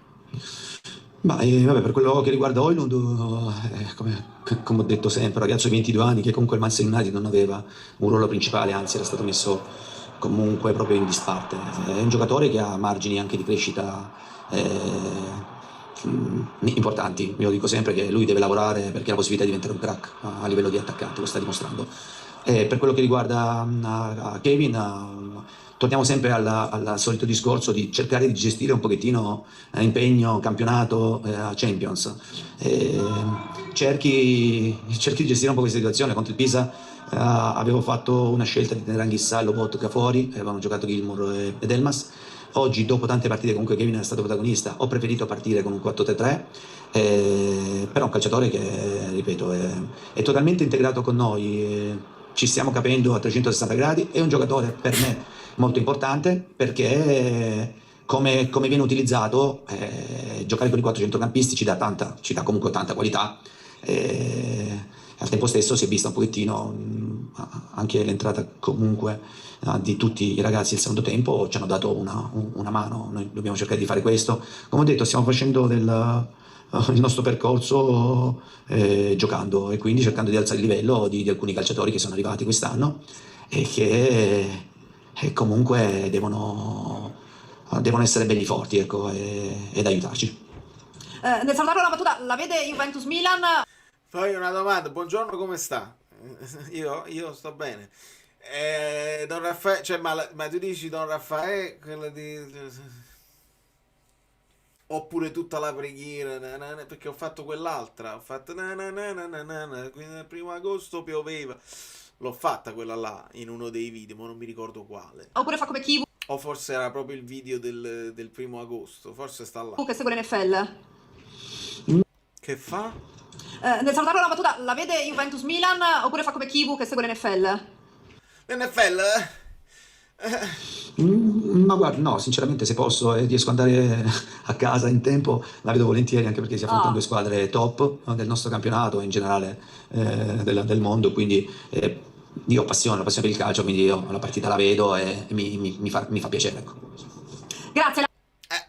Almeno su questo è sincero, non fa quella cosa. No, guardo altri sport, non la guardo, voglio stare con la mia famiglia. Ve le guardate le partite degli avversari? Kivu è inutile che fa il tipo, un bel Kivu per il mal di testa, e se la guarda anche lui. Si guarda Juventus, si guarda il Milan, si è guardato il Napoli, perché poi la partita, questa era la partita dove giocavamo solo noi, ci hanno guardato tutti, non c'è dubbio. Lasciamo al secondo Grazie. tempo, faccio un pronostico di quando può arrivare a casa nella partita, perché c'è iniziata, quindi ci siamo ormai, siamo andati un po' lunghi. Grazie Conte. Va bene. Sì, 0-0, questo è l'aggiornamento. Grazie mille. Grazie. Va bene. Grazie a Fabio per le parole di Conte. L'NFL.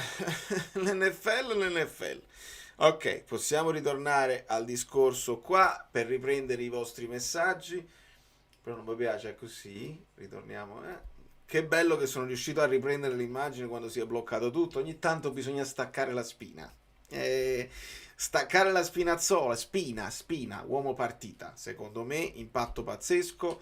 E andiamo a leggere altri messaggi. Stamattina ho sentito un pezzo rock, dal basso ho pensato a te, non lo so perché, e mi fa piacere, non lo sai perché, ma sicuramente perché io quello suono, e quindi mi fa piacere che tu leghi le due cose. Sappi una cosa, ora mi trovo a Biella.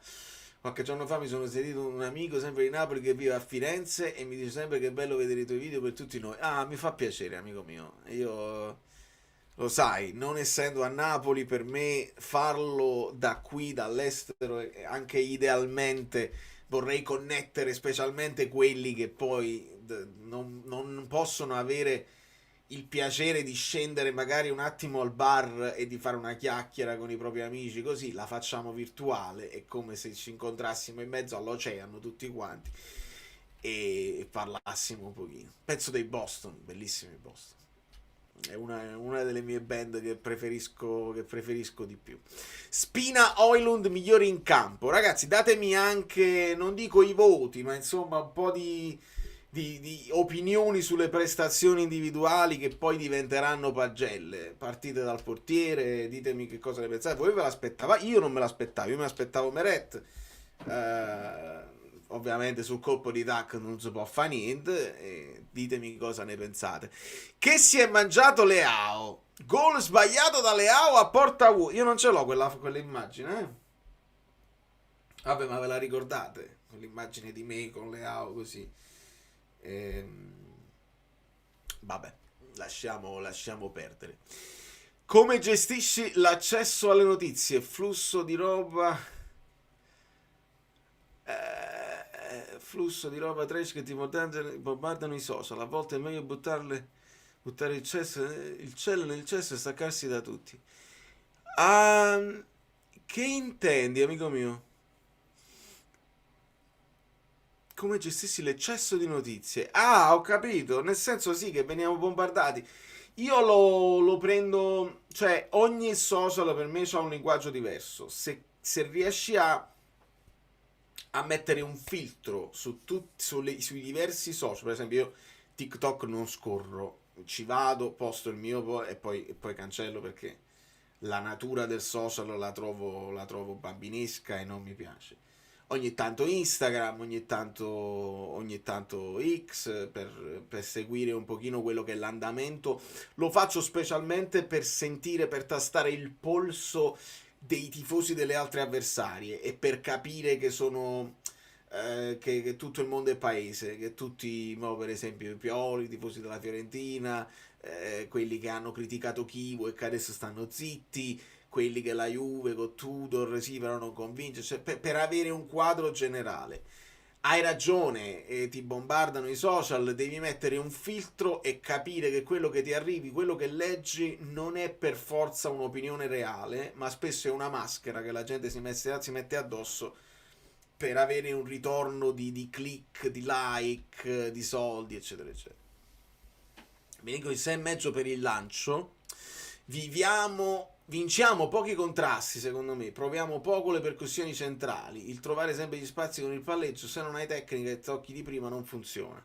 Le percussioni centrali serviva Diouf.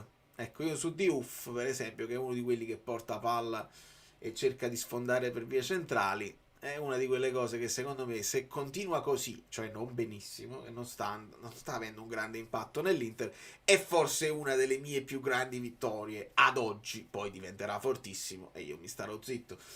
Ma quando si diceva Napoli beffato, l'Inter che prende Diouf, eccetera, eccetera, secondo me non era il giocatore che serviva a questa squadra con l'intenzione e col piano gara che aveva Conte. È come se non si volesse fare, nel senso che non abbiamo quelle caratteristiche nei giocatori che fanno box to box, palla al piede a centrocampo. Salva di questa foto sbagliata. Penso che vi state ancora riferendo a Leao. Zaniolo da ufficio inchieste, è vero, anche una seconda occasione l'Udinese, però la seconda era più difficile perché la palla viene sporcata e gli finisce un po' sotto al piede, però il gol che si mangia Zaniolo l'ho visto e con tutta la porta a disposizione la spara altissima, e anche lì è l'esempio di un giocatore che in potenziale ha tutte le possibilità tecniche e fisiche per fare quello che deve fare e spesso non lo fa. Quindi veramente, veramente male. Milan vicino al gol. Voglio semplicemente dare il mio contributo, perché commentare una vittoria come quella di stasera non è facile. Dico solo forza Napoli forever. Grazie mille Daniele, ti voglio bene, ti mando un bacio gigante. Ma non deve essere facile, tu non devi sentirti il dovere di dire una verità assoluta. Ci dici il tuo parere come tutti. Tu sei molto, secondo me, carino e sensibile nel pensare di non avere la verità in tasca, ma non ce l'abbiamo nessuno, noi diciamo la nostra e ci confrontiamo. Ma visto che giochiamo con 4 centrocampisti, non credi che siamo corti a centrocampo, soprattutto sulle mezze ali? È presto detto. C'è Gilmour che fa un po' di tutto, principalmente il vice Lobotka, nel senso come centrale, ma poi l'abbiamo visto, lo ha fatto l'anno scorso e lo ha fatto anche quest'anno contro lo Sporting. Viene messo anche Mezzala, perché devono essere un po' duttili e interscambiabili. È stato preso Elmas come jolly totale, e poi c'è Vergara che numericamente sta lì, bene che venga dal vivaio, però ovviamente rientra meno in quelle rotazioni quando c'è da fare grandi battaglie. Quando il Napoli quando il Napoli starà in vantaggio di 2 o 3 gol, con la possibilità di inserire anche questi qua, li vedremo. Però sì, Domenico, è una cosa che Conte ha detto chiaramente: noi avremmo voluto fare altre cose sul mercato, ma quando ti è venuto meno Lukaku, la priorità era di andare a prendere quello che era il sostituto di Lukaku e non uno qualsiasi da affiancare a Lucca, perché Lucca non era ancora pronto per sostituire Lukaku, e sei andato a prendere un giocatore che per fortuna sta valendo quello che è l'investimento e quello che è il suo nome, perché è decisivo, ha avuto un impatto importante, i compagni lo rispettano e credo che Luca anche non abbia grandi problemi a capire che sta avanti a lui nelle gerarchie. Penso che siamo troppo Anghissà dipendenti, se sta in ciabatte lo è tutta la squadra. È vero Luca, Anghissà fa tutta la differenza del mondo. Quando sta in forma è nevralgico perché sta in quella zona di campo dove è il primo che deve accorciare quando gli avversari ripartono, è il primo che deve accompagnare quando abbiamo noi il pallone. Il secondo tempo di Anghissà fa ben sperare. L'inizio campionato di Anghissà aveva fatto ben sperare. Ha avuto un momento di flessione di un paio di partite più questo primo tempo, dove onestamente è proprio perché sappiamo quanto sia forte che ci viene ancora di più la critica, perché dici tu proprio non ci puoi venire meno che andiamo in difficoltà. Leao in campo da neanche 10 minuti, già 800 volte a terra. Nonostante gli innesti del signor KDB siamo sempre la squadra da fieno in cascina. Vabbè, ma devi guardare anche gli avversari, nel senso che se gli altri, per esempio l'Inter era inciampata un paio di volte e tu hai cercato di lasciare un po' di le altre, bene o male, il loro lavoro l'hanno fatto. Tu avendo perso nel Milan, il Milan è rimasto attaccato là, così come la Roma. Vediamo cosa succede con questa partita, perché questa può decidere se il Milan, se si impone, se vince con la Juve, e allora si iscrive di tutto diritto alla corsa per il campionato, perché sta mantenendo il ritmo della prima in classifica e della vittoriosa, della vincente dell'anno scorso, cioè noi.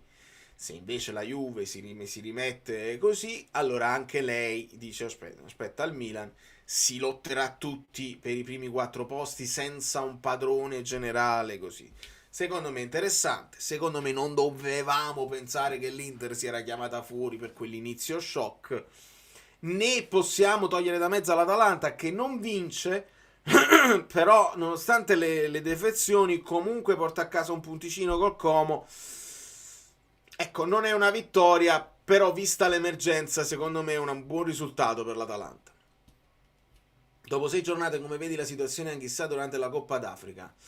Vedo che spero che cresca il minutaggio di Elmas, perché io là in maniera naturale ci metterei Elmas lì. Contemporaneamente vediamo se si può reggere un centrocampo con Lobotka, McTominay, De Bruyne con un altro esterno che può essere anche Elmas. Ecco, Elmas lì al posto di Anghissà ti può permettere sia di continuare con il 4-1-4-1 mettendo proprio Elmas al posto di Anghissà uomo su uomo, o sfruttare Elmas come esterno a sinistra, cosa che lui sa fare benissimo, e quindi 4-3-3, però con le due mezze ali, McTominay che va dentro e De Bruyne che crea, con meno filtro, ma vi ripeto, in teoria, perché Anghissà del primo tempo filtro comunque non te ne fa abbastanza, quindi si farà di necessità virtù. Paradossalmente Anghissà visto adesso è più sostituibile di un Anghissà perfetto che non sbaglia un pallone, che ti dà così. Se gioca così metà e metà, ne sentiremo meno la mancanza, forse. A volte esce roba fastidiosa e più siamo spronati a continuare a vedere. Hai ragione. Insomma, si rischia di andare a finire in un circolo vizioso dove poi si perde tempo inutilmente e arrivano i sensi di colpa. Bisogna qualche volta fare come la vecchia generazione. Partita finita, il giorno dopo al caffè a bar e leggere il giornale. Hai ragione, sì. Ma questo al di là, questo è un discorso sui social che vale in generale, al di là della partita, perché quando entri nella spirale che vai scorrendo e vedi una cosa, overstimolato, vedi così, resti azzeccato, soprattutto quando sono le cose. Ci sono degli studi che hanno dimostrato che più il contenuto è di quelli rage bait, cioè che ti fanno arrabbiare, più uno tende a guardare fino alla fine, tende a rispondere per essere in disaccordo, e bisognerebbe staccare. Hai ragione, vivere la vita con gli uccellini, rivivere un pochino la natura. Conte deve restituire 335 milioni di Lucca all'ADL. Sordittato. Non capisco il perché questo accanimento oggi. Lucca senza problemi, cioè deve avere un secondo giocatore da tenere in panchina, da buttare nella mischia per continuare a fare la lotta. Lucca ha fatto un grandissimo gol nell'altra partita e darà una mano come tutti. È chiaro che Højlund è più forte e deve giocare lui, poi Lucca deve dare una mano e deve crescere. ad oggi questa sferzata su Lucca che non ha aiutato manca, cioè ha avuto quell'occasione dove è stato un po' egoista, ma mi sembra fuori tempo questo attacco a Lucca o a Conte, perché tu dici è Conte che deve ridare i soldi. Magari Lang inizia a prendere confidenza, magari inizieremo post Coppa d'Africa a vederlo a sinistra, Neres a destra, centrocampo Anghissà ad alternarsi, e questo è il magari, caro Tore. Io lo spero, perché ci sono tutti i giocatori miei preferiti con estro e qualità tutti insieme. Se si riesce a trovare un equilibrio è il massimo che posso chiedere a questa squadra. Oggi l'ha vinta il culo del mister, se non si fosse rotto Politano i cambi li staremmo ancora aspettando. Non lo so, non posso dare ragione a te e non posso avere ragione io, però posso prendere i dati delle ultime sostituzioni, delle ultime partite dove Conte rispetto all'anno scorso sta facendo le sostituzioni più presto. Quindi con i dati alla mano, purtroppo, se continuiamo a dire Conte non fa i cambi, aspetta l'80° per fare i cambi, diciamo una cosa falsa.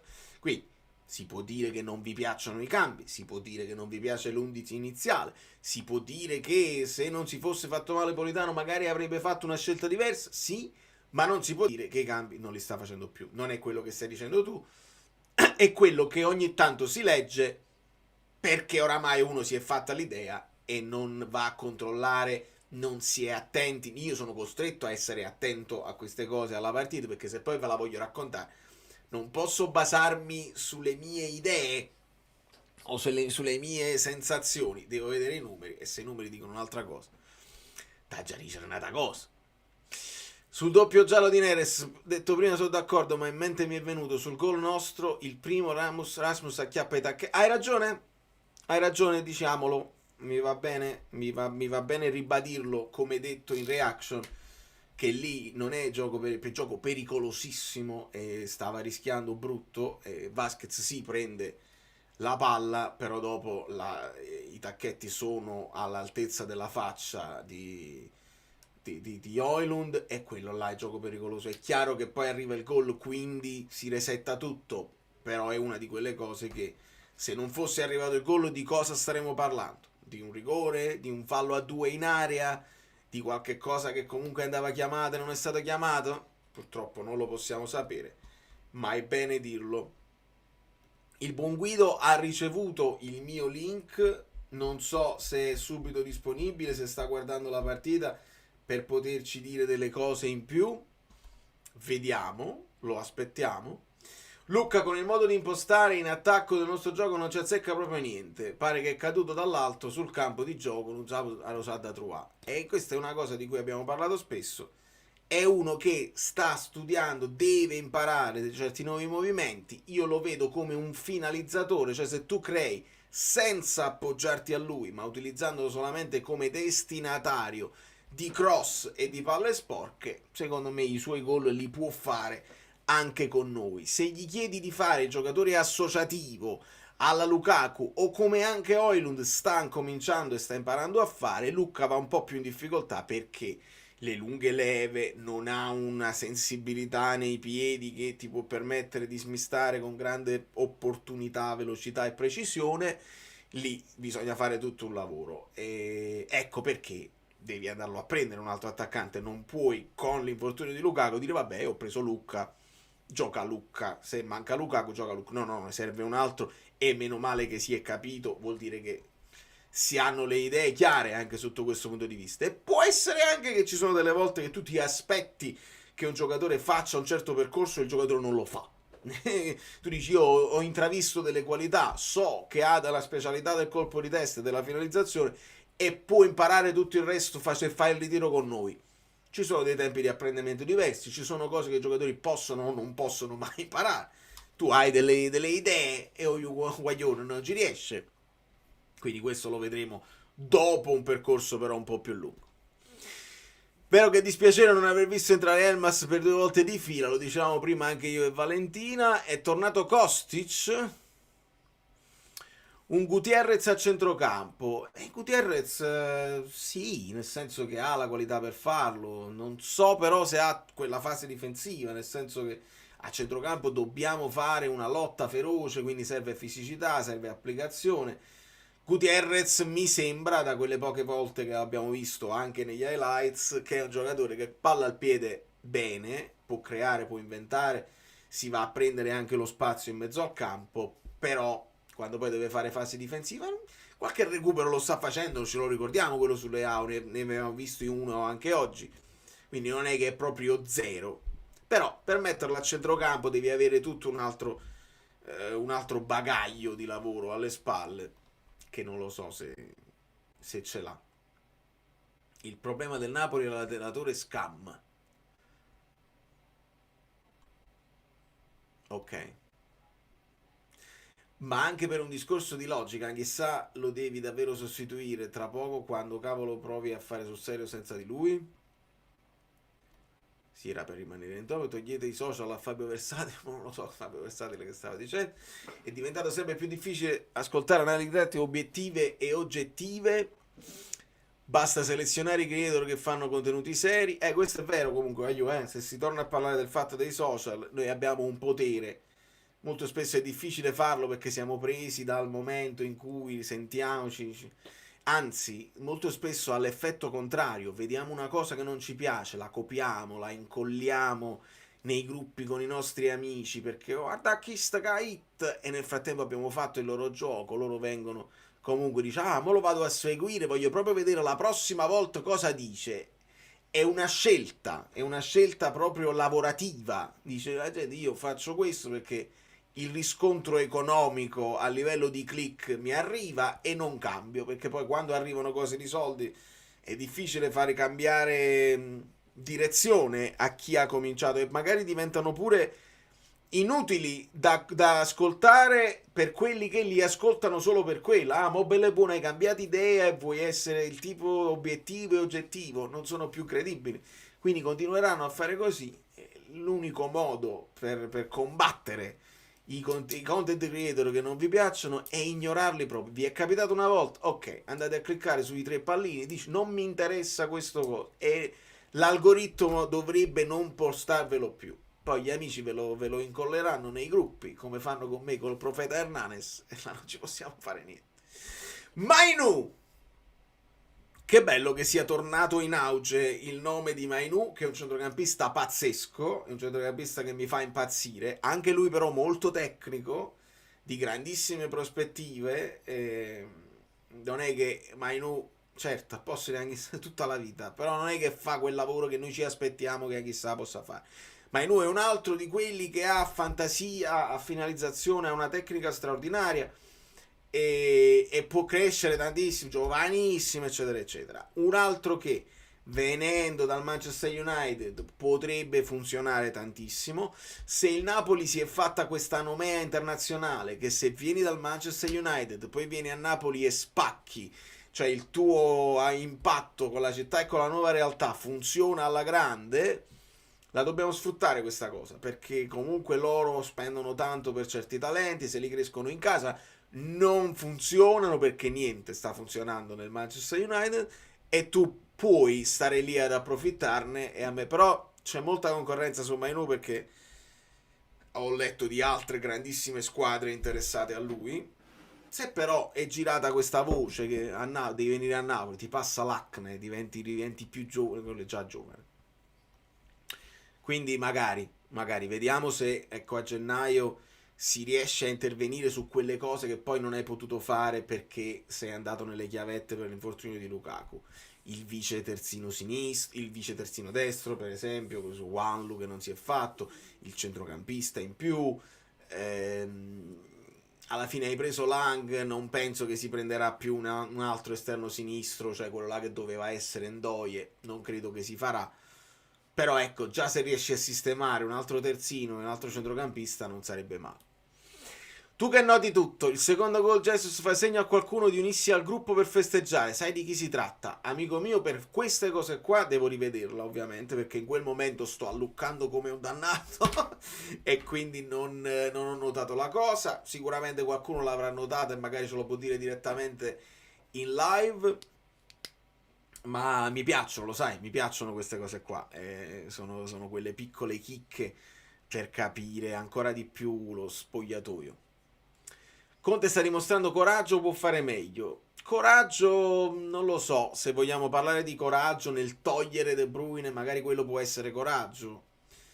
Io penso che potesse essere più coraggioso mettere quando metti Lang e Neres insieme, là mi sembra una scelta coraggiosa.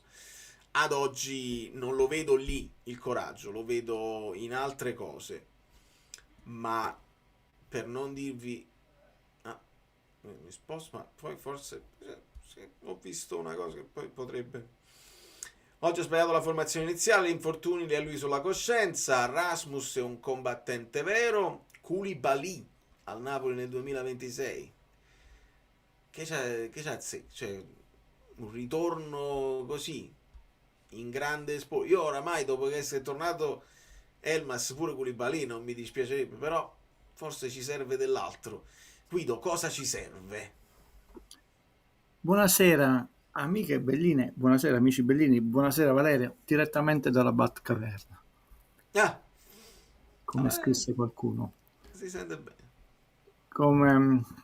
Da dove vogliamo iniziare, Valerio? Stavo prendendo molti numeri, molte cose, ho preparato qualche... Hai preparato il minutaggio dei cambi? Sì, ho preparato un po' di cose. Da dove vogliamo iniziare? Iniziamo dalla fine, vittoria importantissima. Lo so che è ultima in classifica, non è una partita di cartello, blasone, eccetera, eccetera, ma il campionato è tosto, lo dirà costantemente Conte, non per mettere le mani avanti. Ora lo vedremo subito perché è tosto. Non si possono perdere con gli altri punti con gli altri 13. Il Napoli è in rodaggio e anche in emergenza, continua emergenza, perché continuano a perdere calciatori. E quindi pur nelle difficoltà, pure un Napoli opaco, se non perde punti in questa fase della stagione si lavora con più serenità. Secondo me oggi saranno molto severi i commenti sul Napoli e a mio modesto e sicuramente sbagliato avviso troppo severi, perché il primo tempo il Napoli è entrato voglioso, concentrato, ordinato, scolastico, lento, però non puoi dire svogliato o ha preso la partita sotto gamba, perché ha messo il Genoa sotto, un Genoa che pressava altissimo. Ecco, non è stato capace di fare probabilmente quello che voleva fare, cioè attaccare una pressione alta. E questo perché? Per mancanza di qualità, per stato di forma, bravura dell'avversario. Non posso dare una risposta definitiva, però quello che appariva è questo, no? Nonostante il 72,4% di possesso totale nel primo tempo bulgaro, mi sembra un XG di 0,5. Abbiamo visto, no? Quel traversone, cioè, che McTominay forse un tempo in forma ci arrivava, perché l'hanno lisciato sul primo palo, non ci è arrivato in tempo lui e Politano poi l'ha buttata in tribuna, è l'unico tiro, non importa, fatto dal Napoli. Quindi la frase 0 tiri in porta non è una frase fatta, un luogo comune, veramente non abbiamo tirato in porta, però non è stato un approccio di quelli che a volte abbiamo avuto sotto gamba perché hai giocato la Champions, tutte le energie, tutte le emozioni, cioè. Poi Neres sarà storia Neres, sarà tutto quello che vogliamo dire, però si prende molte lacune durante la partita, è rimasto in una zona di nessuno, per prendere un termine dal tennis, ha lasciato nell'1 contro 1 Olivera, che è stato lasciato letteralmente sul posto, lì gol bello, spettacolare, facile. È un altro gol che prendiamo però dall'area piccola, dove la palla in questo caso non è arrivata dall'altra parte del secondo palo come quello col Milan, scusate. Però primo tempo opaco, diciamo un Napoli lento, scolastico, ma non svogliato. E quindi dobbiamo capire se è una questione di meccanismi, di stato di forma di alcuni calciatori. Secondo tempo è entrato bene, poi la sfortuna forse è diventata un'opportunità. Non lo sapremo mai se erano quelli i cambi previsti fin da subito, però al secondo tempo il Napoli ha messo sotto il Genoa, ha fatto un gol bellissimo, annullato per pochissimo. Non fa niente che il gol è annullato, ci deve far pensare bene, perché è la seconda volta che questo meccanismo funziona bene e siamo appena all'inizio del campionato. Questi due calciatori si stanno allenando da poco insieme, perché Hollund non ha fatto la preparazione estiva, quindi vabbè, il gol è stato annullato, però è un'azione importante. Abbiamo prima pareggiato con Anghissà, immagino come direbbe Anna Trieste, i chite, puntini che si sarà preso nel primo tempo, ma secondo me anche qua troppo ingenerose. Secondo tempo bene, non benissimo, però l'anno scorso il Genoa ci ha messo male nella partita andata, dove il secondo tempo è stato veramente brutto. La gente non se le ricorda più bene le partite, diranno il peggior primo tempo della storia del Napoli. Ricordatevi il secondo tempo dell'anno scorso a Genova, al ritorno facciamo 2-2 e lì le motivazioni ci dovevano essere, dovevi vincere uno scudetto. Caspita. Quindi questo allenatore un po' ci incarta. È un Napoli in rodaggio. Si dice che la Champions League cuba, lo dicono Valerio che cuba punti? Cuba i punti, sì. Lo dicono quindi lo dicono, quindi non lo devo dire io. Aspetta, una brutta notizia, poi riprendo questa cosa. Dimmi, subito. No, la leggo come brutta notizia perché Spinazzola in nazionale al posto di Politano. Bruttissima. La vedo come una meritata, perché il ragazzo lo merita assolutamente, però non ti fa male. No, stato di forma eccezionale, perché non solo, come si dice in questi casi, a gamba, però sta giocando con qualità, cioè lui punta l'uomo, lo salta, ha idee, rischia il passaggio, perché nel primo tempo uno dei difetti che stiamo riscontrando in questa prima parte della stagione, sbavature o cose che funzionano meno bene, scegliete voi l'espressione che preferite, riempiamo poco l'aria. Lo stiamo continuando a dire, non perché mi sono imbecillito, ma perché è un fatto vero. E vedi che appena riempiamo l'aria, il primo gol viene perché, oltre che azione tambureggiante, come avrebbe detto l'immenso Bruno Pizzolo, lì non buona la prima, non buona la seconda, la terza deve essere buona per forza, no? Perché Højlund ha tolto il tempo a un altro giocatore del Napoli, c'erano due rapaci a fare il tap-in, oltre ovviamente a rimorchio. Scusate, il secondo gol intendo. Il primo gol comunque a rimorchio Anghissà, quindi vedete è importante riempire l'aria. Passeremo, come diceva, il 4-2. Io penso che il Napoli avrà varie facce. Sì. Ti rispondo te la riprendo, aspetta, che è interessante. Con il rientro di Lukaku, che dicono prima di Natale, ha senso un Conte che ci farà vedere il 4-4-2? Ma poi a parte bisogna vedere che Napoli cambia espressione tra la fase difensiva e la fase offensiva. L'anno scorso McTominay era un aggiunto, no? Io penso che ci si stia troppo fissando su 4-3-3, l'unica panacea di tutti i mali, e non sul fatto che ci sono dei calciatori che non sono in uno stato di forma ottimale, e quindi tu puoi giocare anche al 5-5-5, per citare il immenso Dino Banfi, e lo stesso non la porti a casa la partita.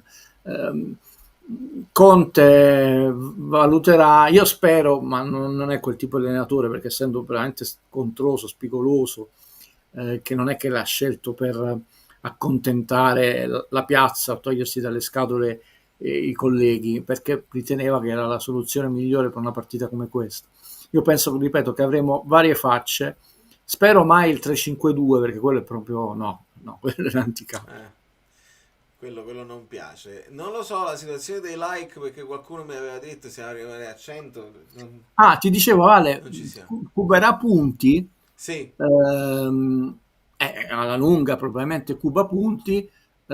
Ad oggi, con 2 partite su 8 del mega girone di Champions e 6 di campionato, l'Atalanta rispetto alla scorsa stagione, alle 6 giornate, ha 3 punti in più. L'Inter ha 1 punto in più, è partita malissimo con 2 sconfitte. La Juve ha gli stessi punti dello scorso anno, il Napoli 2 punti in più, il Milan 2 punti in più, la Roma non fa la Champions, lo so benissimo, ha 6 punti in più e, ricordatevelo, ha fatto 46 punti nel girone di ritorno, è a rimorchio. Chi sta andando male lo sappiamo, è la Lazio, -3, la Fiorentina un crollo, -4, la Lazio tra l'altro non fa le coppe come il Milan, però diciamo in questa fase della stagione le 4 squadre che fanno la Champions, nessuna delle 4, a parte la Juve che ha gli stessi punti, ha cubato punti la Champions, però sono solo 2 partite su 8, quindi questo avvio di stagione, se diciamo la Champions cuba 10 punti, tu devi essere bravo a fare quei 7-8 punti più dell'anno scorso per ammortizzare, perché se Allegri non vi fate prendere per il naso il fatto che la gente è per lui, contro lui è antipatico, eccetera. Io non devo difendere, non ho mai difeso nessuno, tra l'altro siamo delle pulci rispetto a questi professionisti giganteschi. Ha detto 74-75 punti, ha già fissato la soglia per il quarto posto, quindi media, non quella altissima di Gattuso Memoria, 78.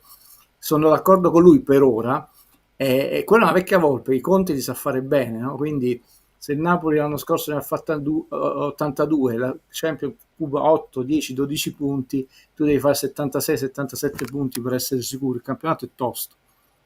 Senza dubbio. Ho preso un po' di messaggi, adesso No, vi vai. rispondo a tutti, anche perché avevo visto del passo falso pesante del Barcellona, non sapevo del Mamma PSG. mia. Sì. Quindi, insomma, con i problemi in Liverpool, problemi in Barcellona. Guido, Højlund è l'attaccante che darà continuità ai grandi attaccanti avuti del Napoli. Conte mi è piaciuto molto l'altra conferenza, poi l'ho ritrovato Conte quando ha detto che se ha voglia può migliorare molto, può diventare se non ha voglia la facciamo venire noi. Sì, ha mezzi tecnici e fisici per diventare, poi spetterà a lui, ha uno staff che lo può far migliorare, ma te ne accorgi quando uno è giocatore di pallone non sta subendo il passaggio in un'altra piazza, sai, l'alimentazione, Sarri, la lingua, tutte queste cose qui, il campionato italiano tecnico, è non acerbo, insomma, il ragazzo, poi 22 anni, non vedi, non è giovane, un giocatore ragazzino del Genoa ti fa quel gol al Maradona San Paolo, quindi finiamola con questa storia. Però, detto, le premesse sono ottime, Ok. Allora riprendo gli altri messaggi. C'era il messaggio di Fabio che penso si riferisca al Milan, dice: ha senso dire che se sono spese tutta la mazzetta contro di noi, è una cosa che ha ha sbagliato il senso rigore, clamoroso, sbagliato il rigore, però capita spesso, cioè proprio storicamente, dopo un grande sforzo profuso con il Napoli, spesso le avversarie poi dopo steccano quella successiva. Tutte le volte che Fabio dice questa cosa vuol dire che è successo spesso.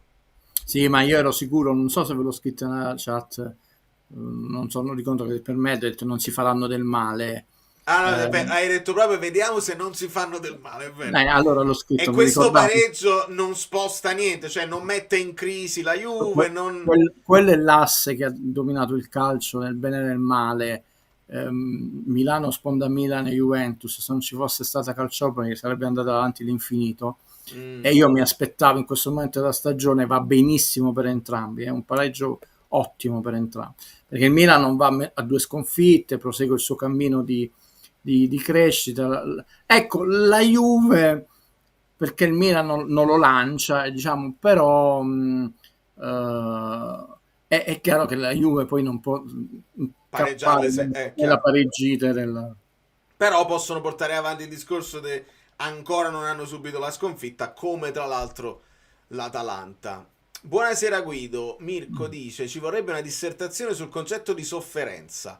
A volte mi sembra di sentire i tifosi di Sinner che lo vorrebbero sempre vittorioso 6-0, 6-0. Ah, certo. Ma non è una questione, Valerio, di sofferenza, è una questione che quando tu hai tutta una serie di frasi, di racconti del calcio che vanno in un'unica direzione, che hanno abdicato a alcuni concetti fondamentali che sono parte dello sport. Il prima si diceva gioco, no, del calcio, no? Vabbè, diciamo che non è più un gioco, ci sono troppi interessi, per loro, no? Io la prima cosa vedo nelle persone, poi tranne chiaramente persone ancora illuminate, la totale tristezza, non seguono più lo sport, qualunque sport, in particolare il calcio, in particolare Serie A, con gioia. C'è troppa frustrazione a sentirti frustrato se perdi. Questo è il primo elemento di analisi, perché per farti un ricordo, no? Il Napoli-Juventus dello scudetto, quello mio, il primo scudetto, no? La Juve era un po' in crisi, però giocò bene al San Paolo. La sconfitta a Milano negli ultimi minuti con il gol di Bergomi sotto la traversa fece male. E la partita fu emozionante, ma ricordo come se fosse ieri. Però ci sono dei momenti all'interno della partita, anche il più spettacolare, dove tu soffri. Anche il 5-1, no, con la Juve in Supercoppa. Ci sono dei momenti, quello dell'ultimo, diciamo, trofeo dell'era Diego, no? Questo concetto è sparito nel calcio. Cioè, o si asfalta l'avversario, questa è stata la Juventinitite, non so come chiamarla, di Andrea Agnelli, e poi di tutta la narrazione che il lato oscuro della forza ha preso anche i colleghi napoletani. E quindi la gente non è più preparata al fatto che durante la partita ci sono dei momenti dove la tua squadra deve vinculare, si deve fare 3 calci d'angolo. Oggi diciamo ha battuto 3 calci d'angolo, io tremo La sempre. paura del terzo, Quindi ci sta, no? E invece questa è una cosa che è scomparsa nello sport. Tra l'altro, grandi imprese epiche, è bello vincere 6-0, 6-0, però ci sono imprese epiche, non so, la finale di pallanuoto con l'ennesimo supplementare, quella vinta dai Porzio, Rudic era alla panchina è epica, però non hai vinto 14-2, no, hai vinto all'ennesimo supplementare, tra l'altro con la squadra che si riduceva le spese. E così potrei fare un Lender che batte finalmente McEnroe alla Roland Garros, era sotto di 2 set, poi vince 3-2 e poi inizia la grande carriera di Lender, no? Poi ci sono delle partite dove tu sei in forma e potete fare tutti gli esempi cioè il famoso Michael Jeffrey Jordan, no? Erano sotto di 3 punti, cioè lui prende palla, fa canestro sotto mano, poi toglie la palla a Carmalona, poi fa il canestro, finta nelle scarpe, dice, mi ricordo, Federico Buff, e poi Stockman sbaglia il tiro. Però ci ricordiamo l'epica di Georgia, ma non è che non hanno sofferto quei Chicago Bulls. Allora non mi fate fare il Salvini la situazione. No, è vero, vedi, c'è quest'altro esempio, Napoli-Juve 5-1, tu dici ok, non abbiamo sofferto, però ricordiamo la traversa di Di Maria, il gol, bravo, la parata di Meret. Ottimo, è proprio quello, perfetti questi interventi. Quando vi dico all'interno di una partita, questa è una partita trascinante, Elmas che la chiude in bellezza, Pardo che è una voce meravigliosa, lo ringraziamo sempre, anche Repice della Rai, e nessuno dei due è tifoso del Napoli, entrambi della Roma, a dimostrazione che si può essere dei seri professionisti, raccontare il calcio con emozione e enfasi. Questo fatto non ci accide nessuno, non mi piace, non è quella la misura con cui si valuta una professionalità. Chiusa questa parentesi, quella partita, è vero, all'interno di quella partita clamorosa abbiamo avuto alcuni momenti di sofferenza, quindi è importante recuperare il bello dello sport, che è emozione. Emozione, e l'emozione passa da tanti momenti. È ovvio che vincere fa più piacere, è una banalità, però è scomparsa. Perché è scomparsa? Perché da quel momento in cui si è instaurata questo tipo di narrazione che asfalti gli avversari, c'è questa idea di umiliazione, no? Abbiamo asfaltato il campionato, mi ricordo quando lo disse, era tra me, e poi è nata ovunque, lo senti anche in politica, la Pinco Pallina asfalta in Pinco Pallino, vedi video su YouTube, l'intervento di quella che asfalta, ma è nato tutto da lì. Dovevi rispondere, non dovevi umiliarlo. Questa è una cosa che è uno dei commenti quando qualcuno risponde a qualcosa. È vero, è una deriva che è stata presa da tutti. Fammi approfittare che Phoenix ha avuto un bambino oggi. Salutiamo il piccolo Riccardo che è venuto al mondo con una bella vittoria. Queste sono le cose belle che mi fa impazzire. Guido, Anghissà calcisticamente bipolare, tu ce l'avevi detto. Fammi dare un pochino di merito, nel senso che calmatevi con Anghissà, siete un po' troppo severi. Accende e spegni la luce, però è indubbio che KDB alza il livello di tutti. Anghissà, primo tempo, io continuo a dire non mi ha soddisfatto, però dopo è salito in cattedra e l'ha stappata. Io credo, Valerio, fammici sbilanciare, no? Perché poi in realtà è come se io scommettessi sapendo già il risultato con l'almanacco sportivo di Ritorno al Futuro, come JJ, e vi dicevo ragazzi non è un problema, ragazzi, non vi state facendo prendere da una narrazione, manco in Serie C, manco in provinciale, non è un problema per 1000 ragioni economiche, tecniche, di spogliatori. De Bruyne non è un problema, nel senso che non si è dimenticato di giocare a pallone, non sto lì. troverà la sua mattonella. Ecco, un giocatore di quello ti porta a allenarti meglio, siccome anche sai i colpi ce li ha. Io mi aspetto, ed è molto legato al Napoli, alla città, vive la sua spiritualità anche oggi nelle dichiarazioni. Con Conte, poi un giocatore fondamentale come lui, non mi aspettare che diventi svogliato, lavativo, eccetera, perché non te lo consentono, vedi anche Oriali. Secondo me è un problema che stanno costruendo che non c'è. Cioè che nel corso di una stagione, di una partita, può darsi che la preparazione quest'anno è stata più tosta non piuttosto che, ma più tosta dello scorso anno, e la stanno pagando un po', perché paradossalmente i giocatori che sono venuti dopo stanno meglio di quelli che hanno fatto i due ritiri. E questo è interessante. Questo lo capiremo che fin facendo. Però secondo me, Valerio, non è un problema, non è pericolo, allarme. Troverà, intanto già ha fatto 2 gol e quindi si conferma. Prima lui ne faceva in tutta una stagione, io mi auguro che addirittura superi il record dell'anno scorso. Non si tratta, ragazzi, il preferito come Elmas, Guido il tuo, no, è quando un giocatore, anche se non è stato mai lavativo come Osimhen, quindi o impazzisce, diventa un lavativo, allora ci siamo sbagliati tutti, però sarebbe una grossa sconfitta per tutto, non lui, lo staff. E io questa ipotesi la vedo molto difficile e residuale, cioè come mente, come uomo è più formato. Non si dimenticare di giocare a pallone, la stella De Bruyne alzerà il livello tecnico, perché tu alzi il livello tecnico degli allenamenti, incominciano a avere dei passaggi che prima non c'erano, i giocatori faranno delle cose che prima non provavano, e così è successo così nella storia di tutto il calcio, e noi abbiamo avuto un esempio, Chelsea con Maradona. Quindi i giocatori che casomai hanno un po' più di tecnica alzeranno il livello, e quando entrerà in condizione sarà buono. Quindi in questo momento è a fasi alterne o alternate, per vedere voi, però noi abbiamo perso punti solo a Milano, quindi siccome è un processo di crescita e Conte lo sta dicendo in maniera serena e chiara, l'anno scorso è stato serio, non ha raccontato nessuna balla, e quindi non erano mani avanti. Siamo in un percorso di crescita, la gente non ha pazienza, non vuole soffrire, pensa già allo scudetto, siamo già in finale di Champions, abbiamo vinto, e tutte queste cretinate qua, e invece non è così. La squadra è in costruzione ed è anche in emergenza, su 2 fattori. Sì, l'ho letta sta cosa, Max, cioè vorrei rivederla perché ovviamente non la voglio commentare se non l'ho vista, però a quanto pare Juan Jesus nell'esultanza pare abbia richiamato Lang a esultare con loro. Non lo so, la voglio rivedere, ma insomma, se veramente vogliamo creare casi su tutto. Io sono un amante del particolare, cioè di quello che si Invece vede, non io si te ne vede. sottolineo uno vero Eh, che ho visto io, e lo puoi ritrovare negli screenshot, poi se non lo vuoi mettere sei libero.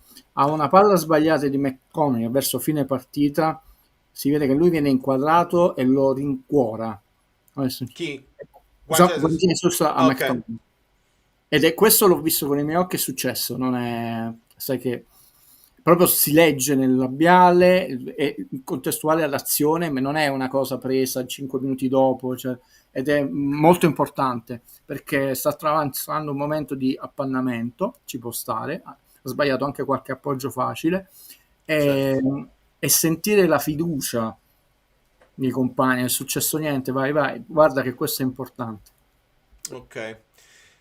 Allora, Juan Jesus dice a Lang, KDB è un problema, sarà il nuovo caso che creerà. Allora, Guido, vuoi che prenda, ho recuperato un pochino i tuoi file? Allora, Fammi vedi sapere intanto se il vuoi. confronto tra le 2 classifiche, l'anno scorso, quest'anno, così vedete che i punti della parte alta sono alti e quella della parte bassa, che è il mio pallino, che non interessa veramente a nessuno in Italia, da Gravina all'ultimo personaggio che si occupa del calcio, per ora siamo solo alla 6ª giornata, però non si può dire che le squadre di bassa classifica, invece viene detto, sono più rognose, no, stanno facendo meno punti dell'anno scorso. Allora, sta nel canale Telegram. Sì, perché così lo so che prima lo mettevo io. No, ce la posso fare, devo solo trovare Qual è il folder? Perché nel folder, allora, download, let me see. No. Scusa, non voglio toglierti nel frattempo l'allergia, e poi perché scegli tu. Vai. La domanda di Nino Giordano Allora, è di risalgo. campo, se no poi sembra che spariamo solo numeri. Questa? Sì. Ecco, allora proviamo a spallettizzarci, no? Tutta la cosa, Lucca, abbiamo preso un bidone, si dice che Lucca è un bidone, che dobbiamo restituire i soldi, ok, perfetto, Sì, allora, ok, si dicono queste cose. Vedete che l'altra faccia della medaglia, quella bella, quella luccicante, imparare a fare cose nuove, diventerà un giocatore più forte. Se supportato, e già so che ha parlato con Oreali gli ha detto le cose giuste, di star tranquillo, non cercare la giocata del fenomeno, poi uno esce alla distanza, entrerà in un meccanismo di gioco diverso, con compagni che fanno un gioco diverso. Insomma, quando si svilupperà l'intesa con De Bruyne, uno della palla la sa toccare bene. Quindi io sono fiducioso che esca fuori. È un momento di appannamento? Sì, lo diciamo serenamente. Lo vogliamo crocifiggere nella mensa? Facciamolo fare alvate agli altri, eccetera. Cioè, noi siamo costruttivi. No? Cioè, quindi da questi elementi possono uscire delle valutazioni di campo, intanto loro allenandosi, dove tu impari a fare cose nuove e anche a gestire una pressione nuova, perché è più facile quando le cose ti escono bene, il tiro all'incrocio dei pali, no? È difficile poi gestire la pressione quando non ti stanno uscendo anche i colpi, scusate, più facili. Quindi se fosse la 20ª giornata, dico ragazzi, ormai è tardi, tu devi ormai amministrare il campionato, no? La seconda parte adesso, dopo la pausa delle nazionali, è lì mi aspetto, spero, nel senso un ulteriore step di crescita, perché diciamo abbiamo fatto questa prima parte. Ricordate che l'anno scorso Valerio è un gentiluomo, no? Dopo tanti anni diciamo hanno preso in prestito, senza citarla, hanno capito l'importanza della classifica Guido. Ecco, vediamo subito questa cosa qua. Insomma, intanto sono solo 6 giornate, però vedete che i gialli sono tutti nella parte bassa della classifica e la parte alta è molto alta. Chiaramente questa è rafforzata. Quanti erano i punti del quinto posto rispetto, non ci interessa che il Torino quindi cioè, se qualcuno poi vorrà dire quest'anno finalmente le piccole sono più forti e stanno dando una non è vero. Tutti gli anni è così. Ma è sempre di meno, cioè ormai servono sempre meno punti per salvarsi, e questo falsa la classifica, vale, perché quando tu hai fatto 24 punti, chiaramente non alle ultime giornate, vedi le varie Udinesi già quando si salva, ormai ti puoi fare i calcoli, te ne bastano quei 9, 10 e ti sei salvato, perché 33 punti, i 40 punti famosi che vengono citati, ma sono di memoria, non servono.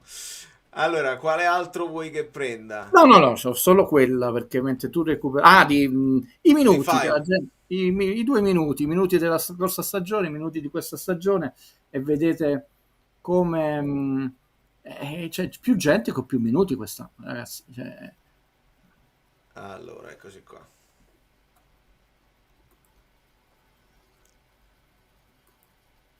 Questa è quella col billing dentro? Sì, basta vedere, c'è Lukaku, è dello scorso anno, quando lui sa proprio, e vedi quanti giocatori hanno a 500, a parte Mazzocchi pochissimi a 300, addirittura Rachmani 600, cioè...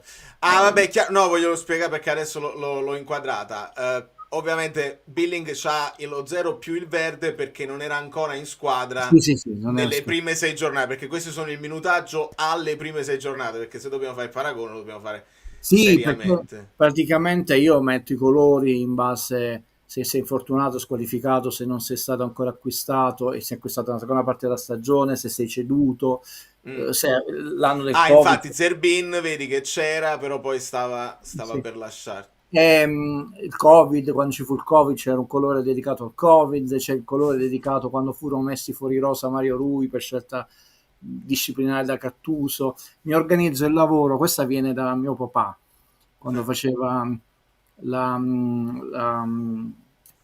i sistemi di qualità nelle aziende, no? Allora io osservato, non fatto di colore, ho detto mi creo una cosa per avere un sistema di qualità anche immediatamente riconoscibile. Quest'anno vedete che è molto più omogenea, non c'è nessuno a 600, ci sono un sacco di gente c'è molta gente che già ha giocato, a parte Sacco, Vergara, Ambrosino, quindi è evidente che sia per le difficoltà, no? Gli infortuni, ma adesso questi calciatori che sono già subentrati, pure con delle sbavature, hanno accelerato il processo di inserimento e di crescita, quindi non è per niente paragonabile la stagione di quest'anno a quella dell'anno scorso da nessun punto di vista, e non solo per l'impiego e per i minuti. L'errore della gente che secondo me è portata a credere col fatto che hai vinto il campionato, i milioni, i sicari, i 200 milioni, sei la favorita. No, sei un percorso di crescita che prevede tutta una serie di elementi, di step, anche di errori. I giocatori non arrivano subito al top, no? È anche bello vedere la crescita. Lo stesso Kakà, no? Io mi ricordo un calciatore non nostro, come... E poi ci sono dei giocatori che poi sono andati a scemare, no? Pato ebbe un impatto sul campionato pazzesco e poi è stato molto discontinuo anche per i problemi fisici. A noi interessa la lunga distanza, la crescita e la tenuta, e non il picco che si brucia immediatamente. Segnaliamola sta cosa, che ovviamente se dalla TV non esce, solo quelli che erano allo stadio l'hanno potuta vedere. Non si è vista la TV, ma c'è stato un momento tra l'intervallo con cori di tutte e due le squadre, Napoli e Genoa, un bel momento sullo stadio. Questo è un tema che ci fa piacere, insomma, vedere, analizzare, capire, perché non ho sentito via TV la famosa bolgia, il ruggito, che invece abbiamo sentito per esempio a San Siro. E questo è un tema che non diventerà mai fuori tempo, perché l'impatto del tifoso è importante. No, perché poi non è mai fuori tempo, perché pare che si è sciolto questo gemellaggio, ma a me della presunte regole etiche del cacchio dei vari ultra non interessa più niente da anni, e questo mi renderà antipatico a tantissime persone, perché poi crescendo capisci tante dinamiche molto distorte, tossiche, eccetera. Cioè, a me non me lo deve né scrivere, sancire nessuno. Mi sembrano cose sempre molto mafiose, no? Queste riunioni che dici c'è il gemellaggio, allora ti devo voler bene, non c'è gemellaggio, insultalo, oppure... Ma io non insulto nessuno, a prescindere. Poi ci sono le persone simpatiche e persone non simpatiche, anche lì a prescindere da perché squadra tifi, quindi questa imposizione che ci deve essere, ma ci deve essere a prescindere. Cioè tu ti vai a vedere una partita di calcio, vuoi tifare per la tua squadra tifi, vuoi applaudire anche un bel gol dell'avversario, secondo me è veramente bello. Mi ricordo un gol di Quagliarella, Udinese-Napoli 2-2 con un rigore clamoroso non dato sul 3-1, possibile 3-1, no? E il Napoli, lo stadio applaudì Quagliarella, fece un tiro al volo pazzesco, eppure ci costò il 2-2, no? Quindi c'è stato un bel momento, bene, cioè sono cose buone.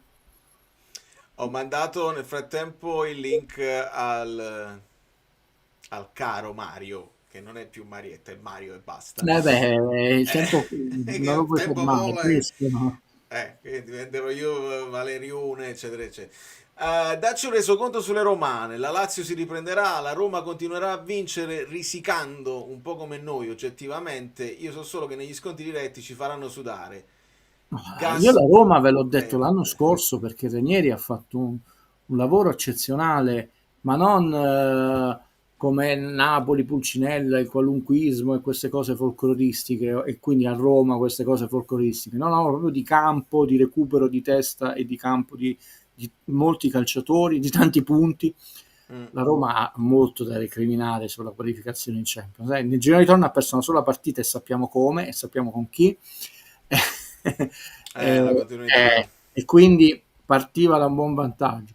Gasperini, sappiamo il suo carattere, però può darsi pure che alcuni elementi del suo carattere gli smussa. Sarà un'avversaria fortissima per la Champions, non credo per quest'anno per lo scudetto, ma la Roma, se non fa 80 punti, è una delusione, perché la squadra c'è, l'ambiente c'è,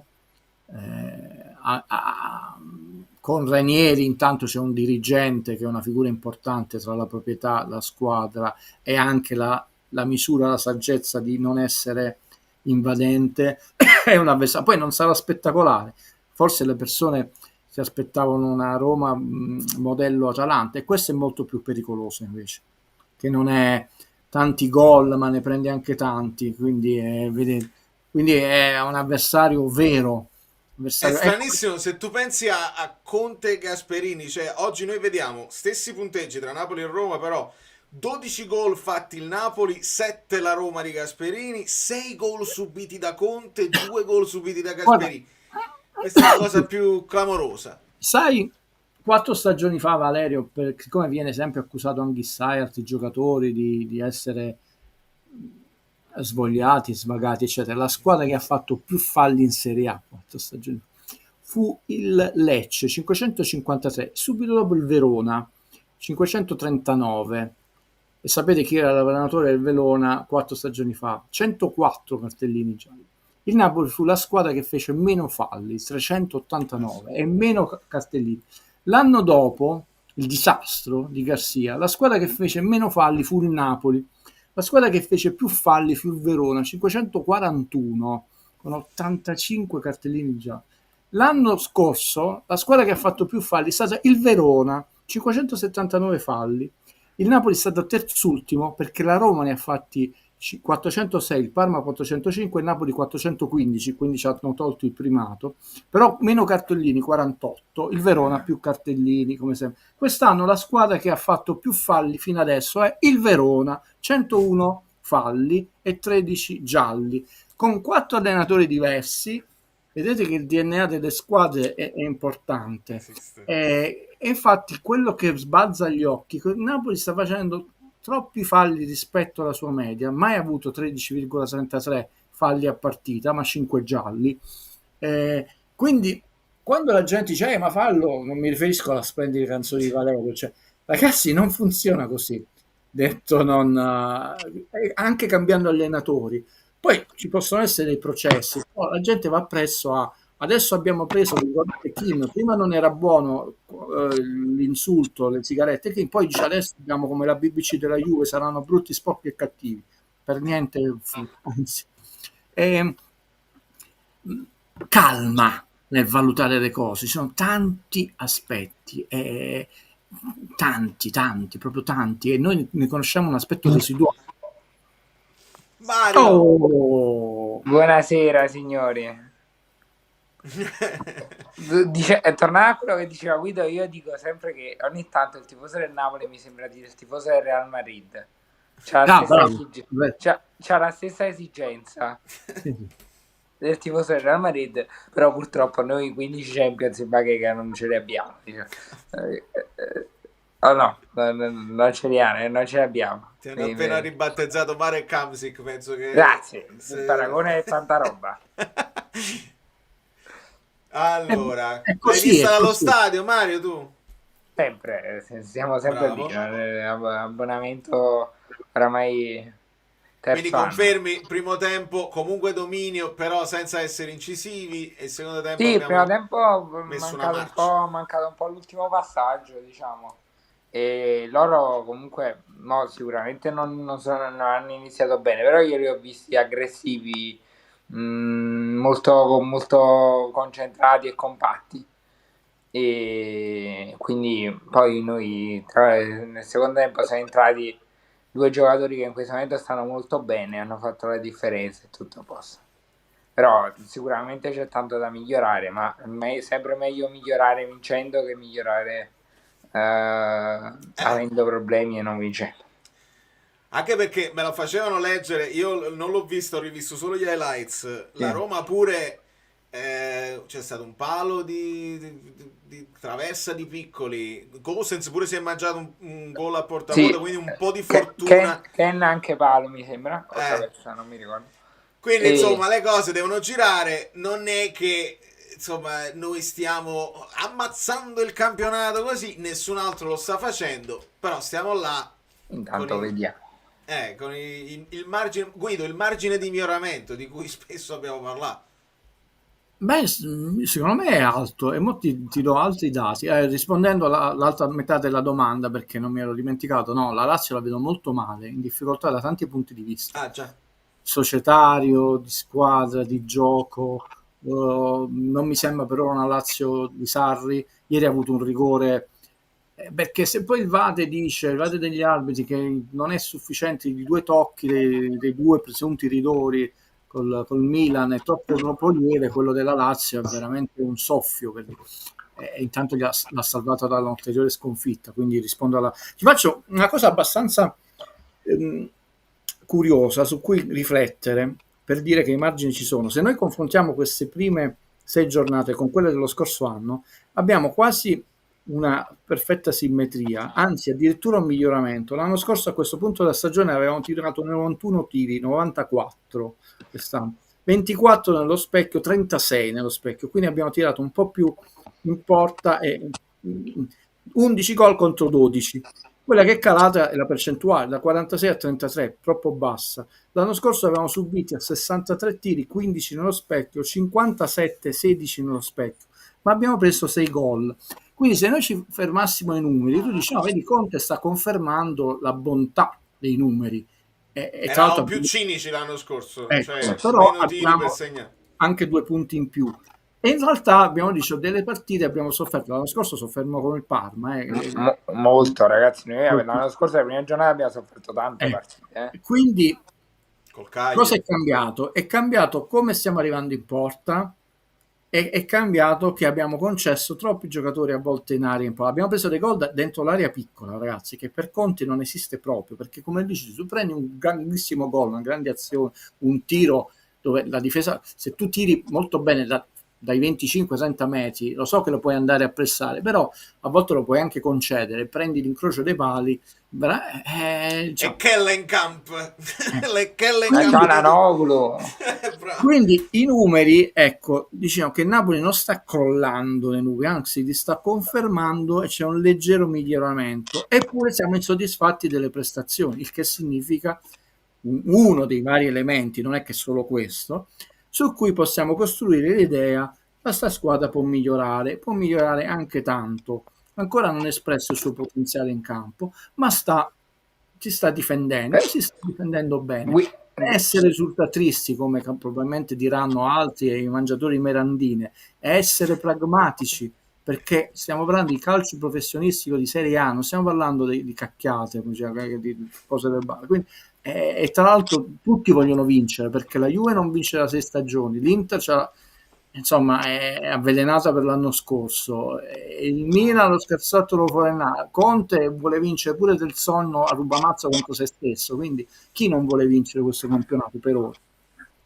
Guido, scusami Mario, volevo prendere questo vocale, anzi no, parla tu Mario e poi dopo subito vocale di Francesco. No, volevo chiedere una cosa a te, Guido, ma secondo te questo aumento di esigenza dei tifosi del Napoli, che stanno diventando molto esigenti, che io ci scherzo anche, ma secondo te può significare anche, perché è un po' una mentalità da strisciata che non ci piace, però ha portato magari anche le strisciate a essere strisciate, cioè a vincere spesso.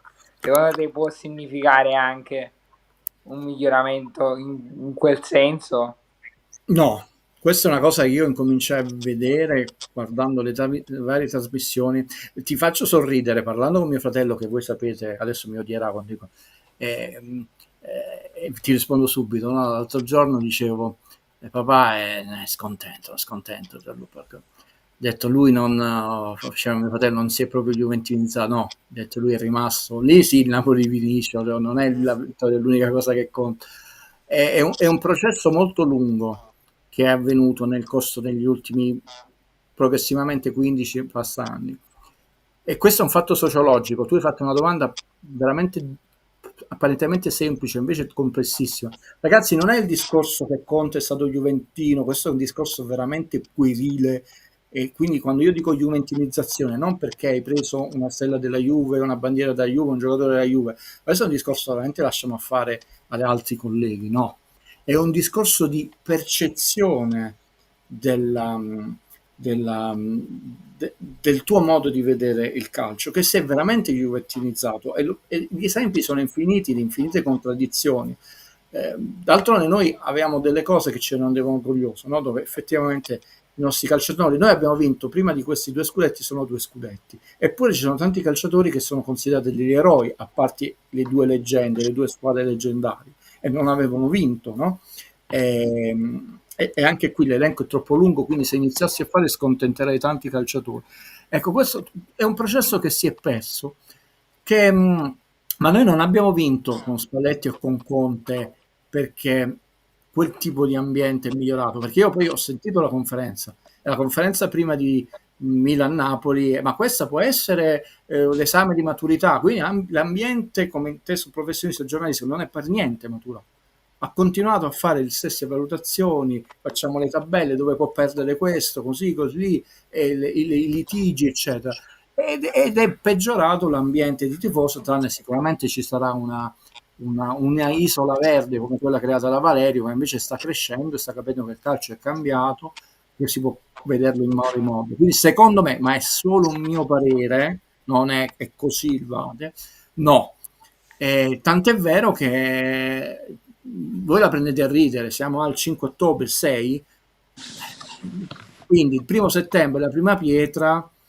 Io mi leggevo un articolo finanziario pubblicato all'estero di quanto sta generando non più Santiago Bernabéu, perché gli hanno pure cambiato il nome, gli accordi futuri di quello, ma cifre inimmaginabili, anche se hanno 3 mutui perché sono espesi costi, eccetera. Però noi siamo al 6 ottobre con la prima pietra a barzellette, è postato il Foster, eccetera, eccetera. E lì invece l'ambiente, parlo il mio, doveva dire: Presidente, adesso tu vieni in trasmissione e fai la persona seria e puoi dire: signore, io ci sto mettendo più tempo del previsto, mi chiedo scusa, lo farò, però sono stato imprudente a dare quella data perché poi non l'ho potuta rispettare, ma è nei miei pensieri, non so quando riuscirò a ridere. E invece l'abbiamo presa a ridere, il colpo di genio del presidente, il colpo cinematografico, cioè non mi sembra cresciuto come ambiente, però paradossalmente certe cose no. Quella juventilizzazione è una juventilizzazione non dei risultati, e ti rispondo, sono stato scuso lungo, allora lì tu potresti dire sì, perché, ma noi non abbiamo vinto per una juventilizzazione, abbiamo vinto, anzi un Napoli, soprattutto con gli Spalletti, poco juventino, in tutto e per tutto. Abbiamo vinto perché si può vincere, cioè, anzi abbiamo vinto perché abbiamo eliminato tutti quei luoghi comuni, sia quando che è stressante stare in alto la classifica, e sia che non si può vincere punto a punto, che invece era un grande mantra, perché vincono solo loro punto a punto, perché c'è il grande fratello che non ci fa vincere. Io ho ancora paura che non lo vinciamo, quello dell'anno scorso. C'ho ancora paura. Ancora 0-0 a Napoli e l'Inter che sta vincendo. Tutto non sono ancora sicuro che l'abbiamo vinto quello là. Allora Guido e Mario, devo andare in chiusura perché mi sono reso conto che comunque devo andare a suonare pure stasera. Piccolo particolare lavorativo. Comunque Mario, una risposta enorme che ti dovrei dare. Mi rendo conto che sono stato semplicistico, verrò accusato, me ne rivolgo a te per dire, sarebbe veramente motivo di analisi, perché questa è un'analisi sociale, non più calcistica, di quello che è stato fatto progressivamente, giorno per giorno, come lavaggio del cervello delle persone. E quindi mi scuso con te o chi mi vuole capire. E questo diventare un po' più strisciati sta portando anche al tifo meno tifo allo stadio. Sì. Concludendo tutto. Per me diventare così tanto esigenti, va bene andare allo stadio e guardarsi la partita, però ragazzi ci sono certi momenti in cui c'è veramente triste, perché io me lo ricordo, perché io ero una persona prima degli abbonamenti che andava spesso allo stadio, ma ragazzi il San Paolo, e non l'ho vissuto il San Paolo nei vecchi tempi, però sì. Il San Paolo, anche il San Paolo di 10 anni fa è un'altra categoria rispetto al Maradona di oggi, che rimane comunque un bel tifo, però Sì, sì. quando si dice ma San Siro, ma l'Olimpico, ragazzi, la differenza lo fa, fidatevi, la differenza la fa tanto l'audio che si mette, Sì, il modo in cui l'impianto audio che hanno certi stadi e l'impianto audio che non c'ha il Maradona. Ma vi ricordate Siviglia con la Roma, la finale? Mamma mia, cioè, con tutti a muoversi, a tifare, era impressionante, cioè commovente, che uno, anche se non è tifoso e non mi sto scogliando contro voi romani, cioè, era impressionante, cioè quelli sono tifi da stadio e ce ne sono tanti anche qua. Noi viviamo di una memoria gloriosa, veramente gloriosa, gioiosa, ma che non c'è più per tante ragioni. E in più adesso si sente troppo la distanza proprio fisica al campo. Sì, ragazzi, Guido, ti faccio ascoltare questo vocale perché il dottor Varon voleva che tu lo ascoltassi. Solitamente le partite si commentano con delle affermazioni. Questa volta vi sottopongo delle domande, cari amici Bellini, Valerio ed eventualmente Guido se collegato. Accettiamo Anghissà molle che all'improvviso fulmina noi tifosi ed avversari? Gol di ribattuta di Anghissà. Quanto sono importanti i tiri in porta e la densità in area? Spinazzola come Insigne, terzino, ala e rifinitore. Cos'altro dobbiamo chiedergli? Dove stanno i tifosi criticoni di De Bruyne che fanno del male solo all'ambiente? Scommettiamo che nessuno tra i tifosi parlerà dell'impatto di Gilmour e le sue rapide aperture precise per Neres. Un saluto dal Rione Alto, vogliamo i like per Valerio e quanto è bello Oriali. È bellissimo. Più o meno molti di questi punti comunque li avevi toccati. E soprattutto il fatto di riempire l'area, la tiro ribattuta, mi ero dimenticato, invece così ringraziamo un amico. No, oggi le aperture sono state superiori, sta crescendo anche Gilmour. È sventagliato.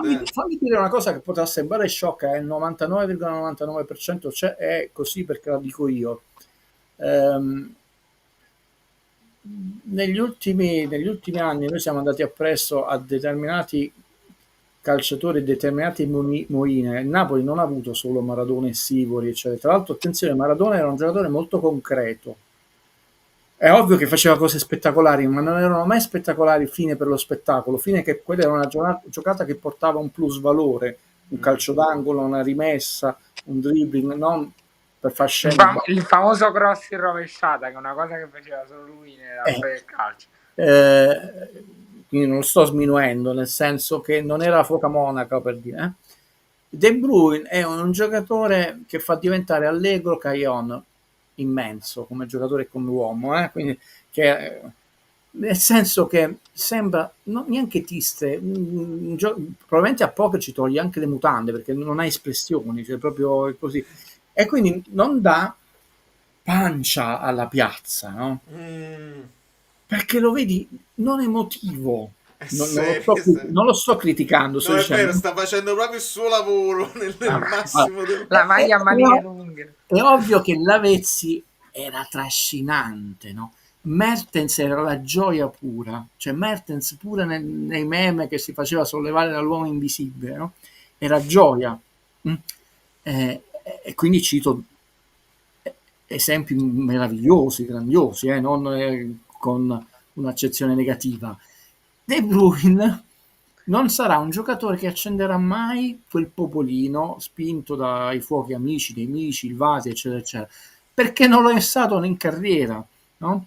È così, molto serio. Tra l'altro dicono che è molto riservato, viveva in famiglia anche adesso, tra l'altro voleva vivere prima a Napoli, invece dice no, ma vado pure... cioè lui ha fatto oggi delle giocate belle, importanti, spettacolari, no? Però non è stato considerato anche dal pubblico come a Napoli abbiamo visto a volte delle per cose molto più banali, e questo sarà un elemento di valutazione, perché per chi ama il calcio, cioè questa la sa toccare la palla, porca miseria ragazzi, cioè, proprio, cioè, però non è il giocatore, attenzione Valerio, giusto al posto giusto, non in senso assoluto, perché lo è, però per come è sempre il discorso che faceva l'ottimo Mario, per come è diventato un certo tipo napoletano, no? Che pensa di essere Real Madrid, non ha fatto non nelle 15 coppe nella bacheca del museo che non abbiamo, no, abbiamo fatto anche la semifinale, no? Una finale, no? il che non ci rende, cioè io se muoio rinasco 15 volte, voglio rinascere 15 volte tifoso del Napoli, questo sia chiaro, non me ne frega niente delle 15 Champions, ma vecchio tifoso del Napoli, cioè chi ha cuore. Però è un elemento di valutazione, non è un calciatore che, a parte il nome De Bruyne, se tu vedi non ha acceso, infatti dopo le prime giornate già non è buono, il che è assurdo, cioè invece di essere contenti per quanto a fine carriera, ma non a 40 anni, comunque ha scelto il Napoli e aveva sicuramente tante squadre, non penso solo il Napoli, anche perché non ha 39 anni E tanti soldi. e tanti soldi, però Valerio rifletti su questo, non ha acceso la piazza.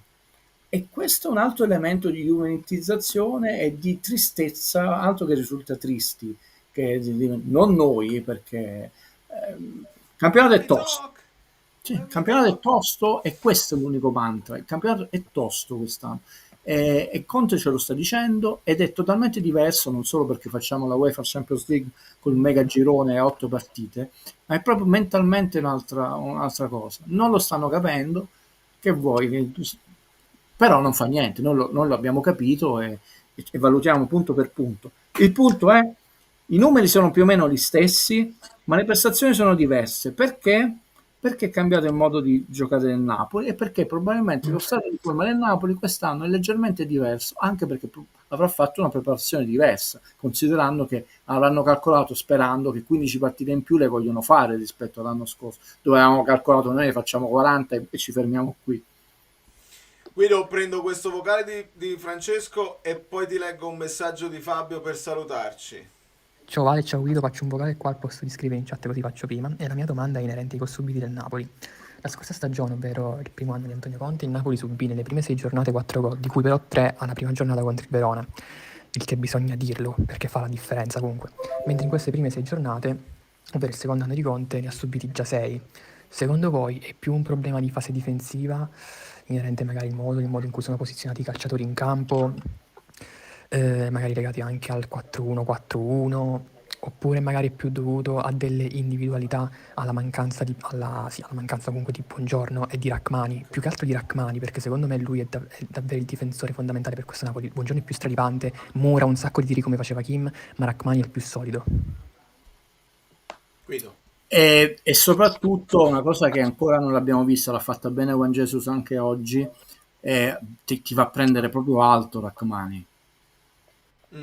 Ma proprio alto, cioè sopra la metà campo, sopra la linea della metà campo. Fa parte del processo di crescita dei nuovi, però non è solo un singolo. Oggi, come il rigore concesso da Politano, che sembra un rigore, oltre che la squadra non era posizionata in maniera perfetta, eccetera, però Politano è finito lì, è lento, e quel centimetro in più di piede ti costa un rigore. Ci sono tanti aspetti, ma il fatto che abbiamo preso più gol, l'ho detto, anche perché li prendemmo subito 3 e poi ecco, non diamo l'impressione di non prenderlo quest'anno, e questo è un po' pericoloso per una squadra di Conte, che invece ti dava l'impressione tanto non ti segniamo manco con le mani, manco se ti chiudiamo gli occhi al portiere, cioè, quest'anno viviamo quest'ansia, no? Questi uno ce lo fanno. Vale, se hai il tempo, se non è questo scametto finale, che lo sai che è un altro dei miei punti, perché poi non ci vedremo per un po' perché la pausa dei nazionali. Ragazzi, il ranking UEFA quanto peserà? Perché vediamo a che punto siamo, no? Di quanto siamo indietro. E il mondiale per club, Guido, pensiamo solo io e te, Guido. Il mondiale per club. Nel frattempo che prendo il file, rispondi a Fabio che sta incazzatissimo col turnover di Conte. Dice: gli infortuni subiti finora possono essere attribuiti alla mala gestione del turnover nelle partite in casa, sulla carta più o meno abbordabile. La gestione, non so se lo dice che è ironico nei confronti di qualcuno, è proprio no, lui sta proprio intasatissimo con Conte. Ma intanto io spero che non oltre i 20 giorni che Politano e Lobocco in realtà stanno ruotando un po' di più rispetto, ve l'ho fatto vedere con i minuti, poi ve lo recuperate, però intanto c'hai 2 partite di Champions importanti, no? In più, può essere stata veramente molto pesante la preparazione estiva, Può essere, io non posso dare adesso una risposta definitiva. È chiaro che qualcosa non sta andando, ma non per criticare Conte, ma non dobbiamo nasconderci dietro un dito. Sono tanti. C'è da dire un altro aspetto che poi non lo ricordiamo mai, che la squadra del Napoli, ed è importante che si sono inseriti questi nuovi, ha una delle età medie più alta. Cioè Politano un anno in più dell'anno scorso e non è un 22enne, così come Rachmani, anche in Champions chiaramente. E questo è un elemento importante. L'elemento che invece è preoccupante, e che io temevo quest'estate, è Buongiorno, perché Buongiorno non è grande come giocatore. Ecco, questo è il nostro ranking. Adesso abbiamo raggiunto la Lazio che non ha le coppe quest'anno ed è molto deficitario, perché noi sappiamo quanti punti scaleremo. Chiaramente non è finito il percorso Champions, quindi se finisse oggi noi dovremmo togliere questi punti. Siamo parecchio indietro, ragazzi. Parecchio indietro. E considerate, per esempio, che la Fiorentina non ha punti da scalare, quindi pure se si dovesse fermare, cioè la escludono quest'anno, non fai più partite nelle coppe, che non è così, avrebbe 64.000 punti. Quindi tu per raggiungere la Fiorentina, ogni vittoria sono 2 punti, che sia UEFA, Champions League o Conference League, vedi quante vittorie devi fare. E la Champions League ti dà il bonus per i gironi e il bonus per la qualificazione. Ingiustizia, secondo me, è sempre stata un'ingiustizia, perché non c'è il bonus per i gironi per l'Europa League, quindi Champions League tu parti già da +6, no? Infatti Napoli ha 8 punti quest'anno di ranking, ma 2 sul campo, no? Perché 6 sono di bonus e 2 per la vittoria. Quindi ragazzi, non è fu quel pareggio di Garcia, che cosa dire di Garcia adesso con tutti questi infortuni? È un percorso lungo e quegli anni che bisogna uscire dalle coppe, adesso noi non siamo più, siamo partiti 34esimi, poi delle squadre che non fanno le coppe stanno ovviamente perdendo punti perché gli altri qualcosa fanno, quindi già dalla 34esima siamo arrivati alla 30esima, ma è lunga prima di entrare nelle prime 2 fasce. Anche Diamo perché pure sta notizia, per il mondiale per club non bisogna prendere come riferimento il ranking FIFA e non quello della UEFA. no, loro non mettevano i bonus, i punti bonus, poi hanno cambiato varie volte, quindi bisogna vedere che cosa si inventano. Ragazzi, la questione del mondiale per club è che, per esempio, la vittoria della Champions del PSG al Napoli fa malissimo per il mondiale per club, perché noi dovevamo sperare che le prossime 4 Champions le vincessero, principalmente il pensiero doveva essere che le vincessero due spagnole e 2 inglesi, perché questo significa che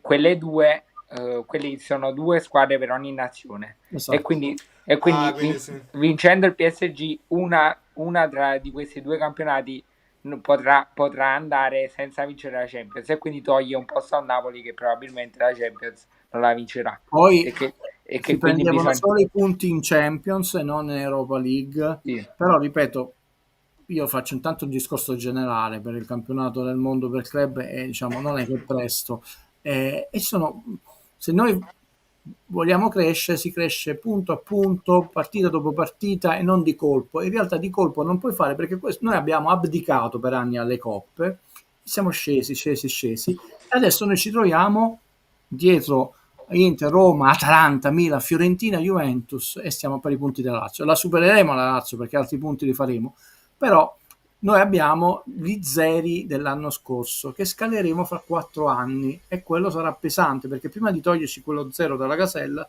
devi passare tante stagioni, come il Milan c'ha lo 0 dell'anno scorso e la Lazio ti porterà allo 0, però diciamo, vedete la Roma, tutte quelle finali, quelle semifinali, ha un punteggio nobile. Questo è un discorso che affronteremo con calma facendo uno specchietto più grande, però volevo riportarlo perché ce l'avevo da parte. Io non la sapevo questa notizia, magari è vero, però io Quale?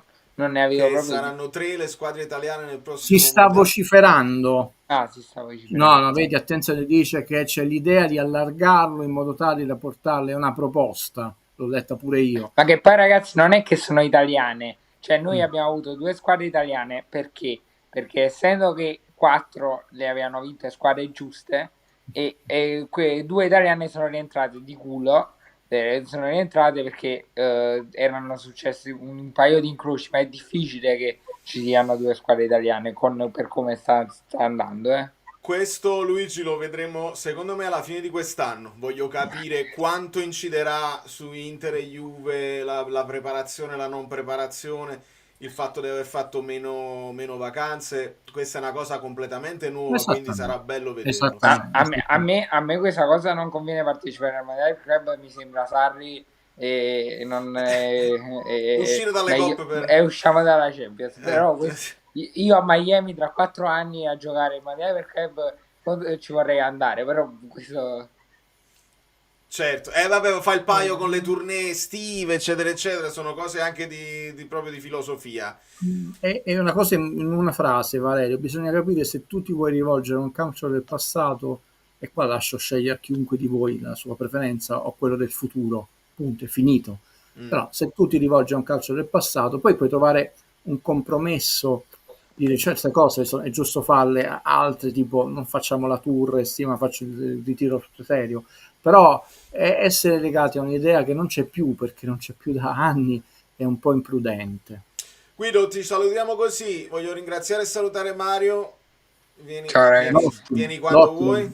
Ottimo, Mario. No, quando vuoi tu, mi devi dire tu, non posso dire io vengo, scusa. No, invece tu dici voglio intervenire, io ti... Va bene. Ti Ciao, bacio. ragazzi.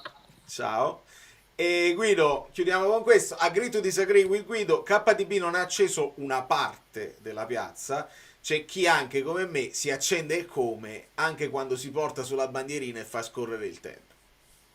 Ah no, ma attenzione, io non dicevo, no, solo i SIT e il Vaser, i politici ragionano per assoluti, attenzione, io dicevo, non è quel giocatore, infatti è vero, non stai vedendo tutto questo il clamore, e io mi permetto di aggiungere, ottima osservazione, forse sono stato impreciso io, per questo mal interpretato, perché l'amico viene a me, e io mi emoziono, perché quando adesso vedo la bandierina con lo stemma del Napoli, non solo mi emoziono perché è lo stemma del Napoli, perché penso a una battaglia che ha combattuto Valerio, e se non c'era Valerio che rompeva i timpani, no? che lo vedevi a Roma, la vedevi alla Juve, la bandierina del calcio d'angolo, quindi io mi emoziono 2 volte, sia perché vedo De Bruyne che li batte bene, e perché vedo questa bandierina gialla, finalmente anche noi abbiamo, e se c'è una persona che lo faceva notare e che l'ha detto lo sfinimento, e possiamo avere più che ragionevole dubbio, ma ragionevole sospetto che sia stato ascoltato, ringraziamo Valerio. Quindi io mi emoziono 2 volte e dicevo, in generale, detto, è evidente, lo vediamo dai risultati, che non è accesa, a prescindere da frasi fatte di alcuni, però detto, lasciamo i risultati tristi, cioè, ci emozioniamo 2 volte per la sua presenza e per il logo del Napoli sulla bandierina. Anni fa non c'era e nessuno ve l'aveva fatto notare, solo Valerio. Guido, gentile, grazie infinite. Ciao a tutti. Ciao. Grazie a tutti voi, è sempre bello, un poco più bello con i 3 punti. La Babi, vuoi salutare? You wanna say hello? Goodbye, actually. No, it's okay. We're gonna have to say goodbye.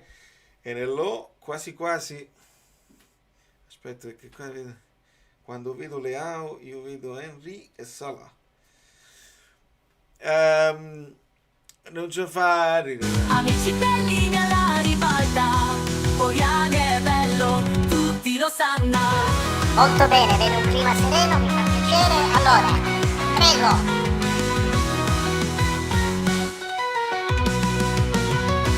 Allora, abbiamo finito, grazie e buona serata a tutti. Andiamo.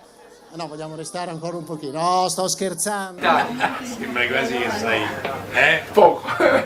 Allora.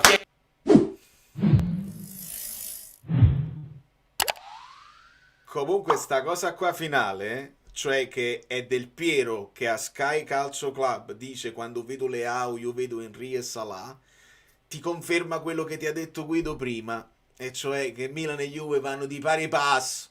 Ricordatevi Abbiati, ricordatevi quando si è infortunato quel chi mi puoi dare, si danno una mano, e oggi è l'ennesima testimonianza. Ha rivalità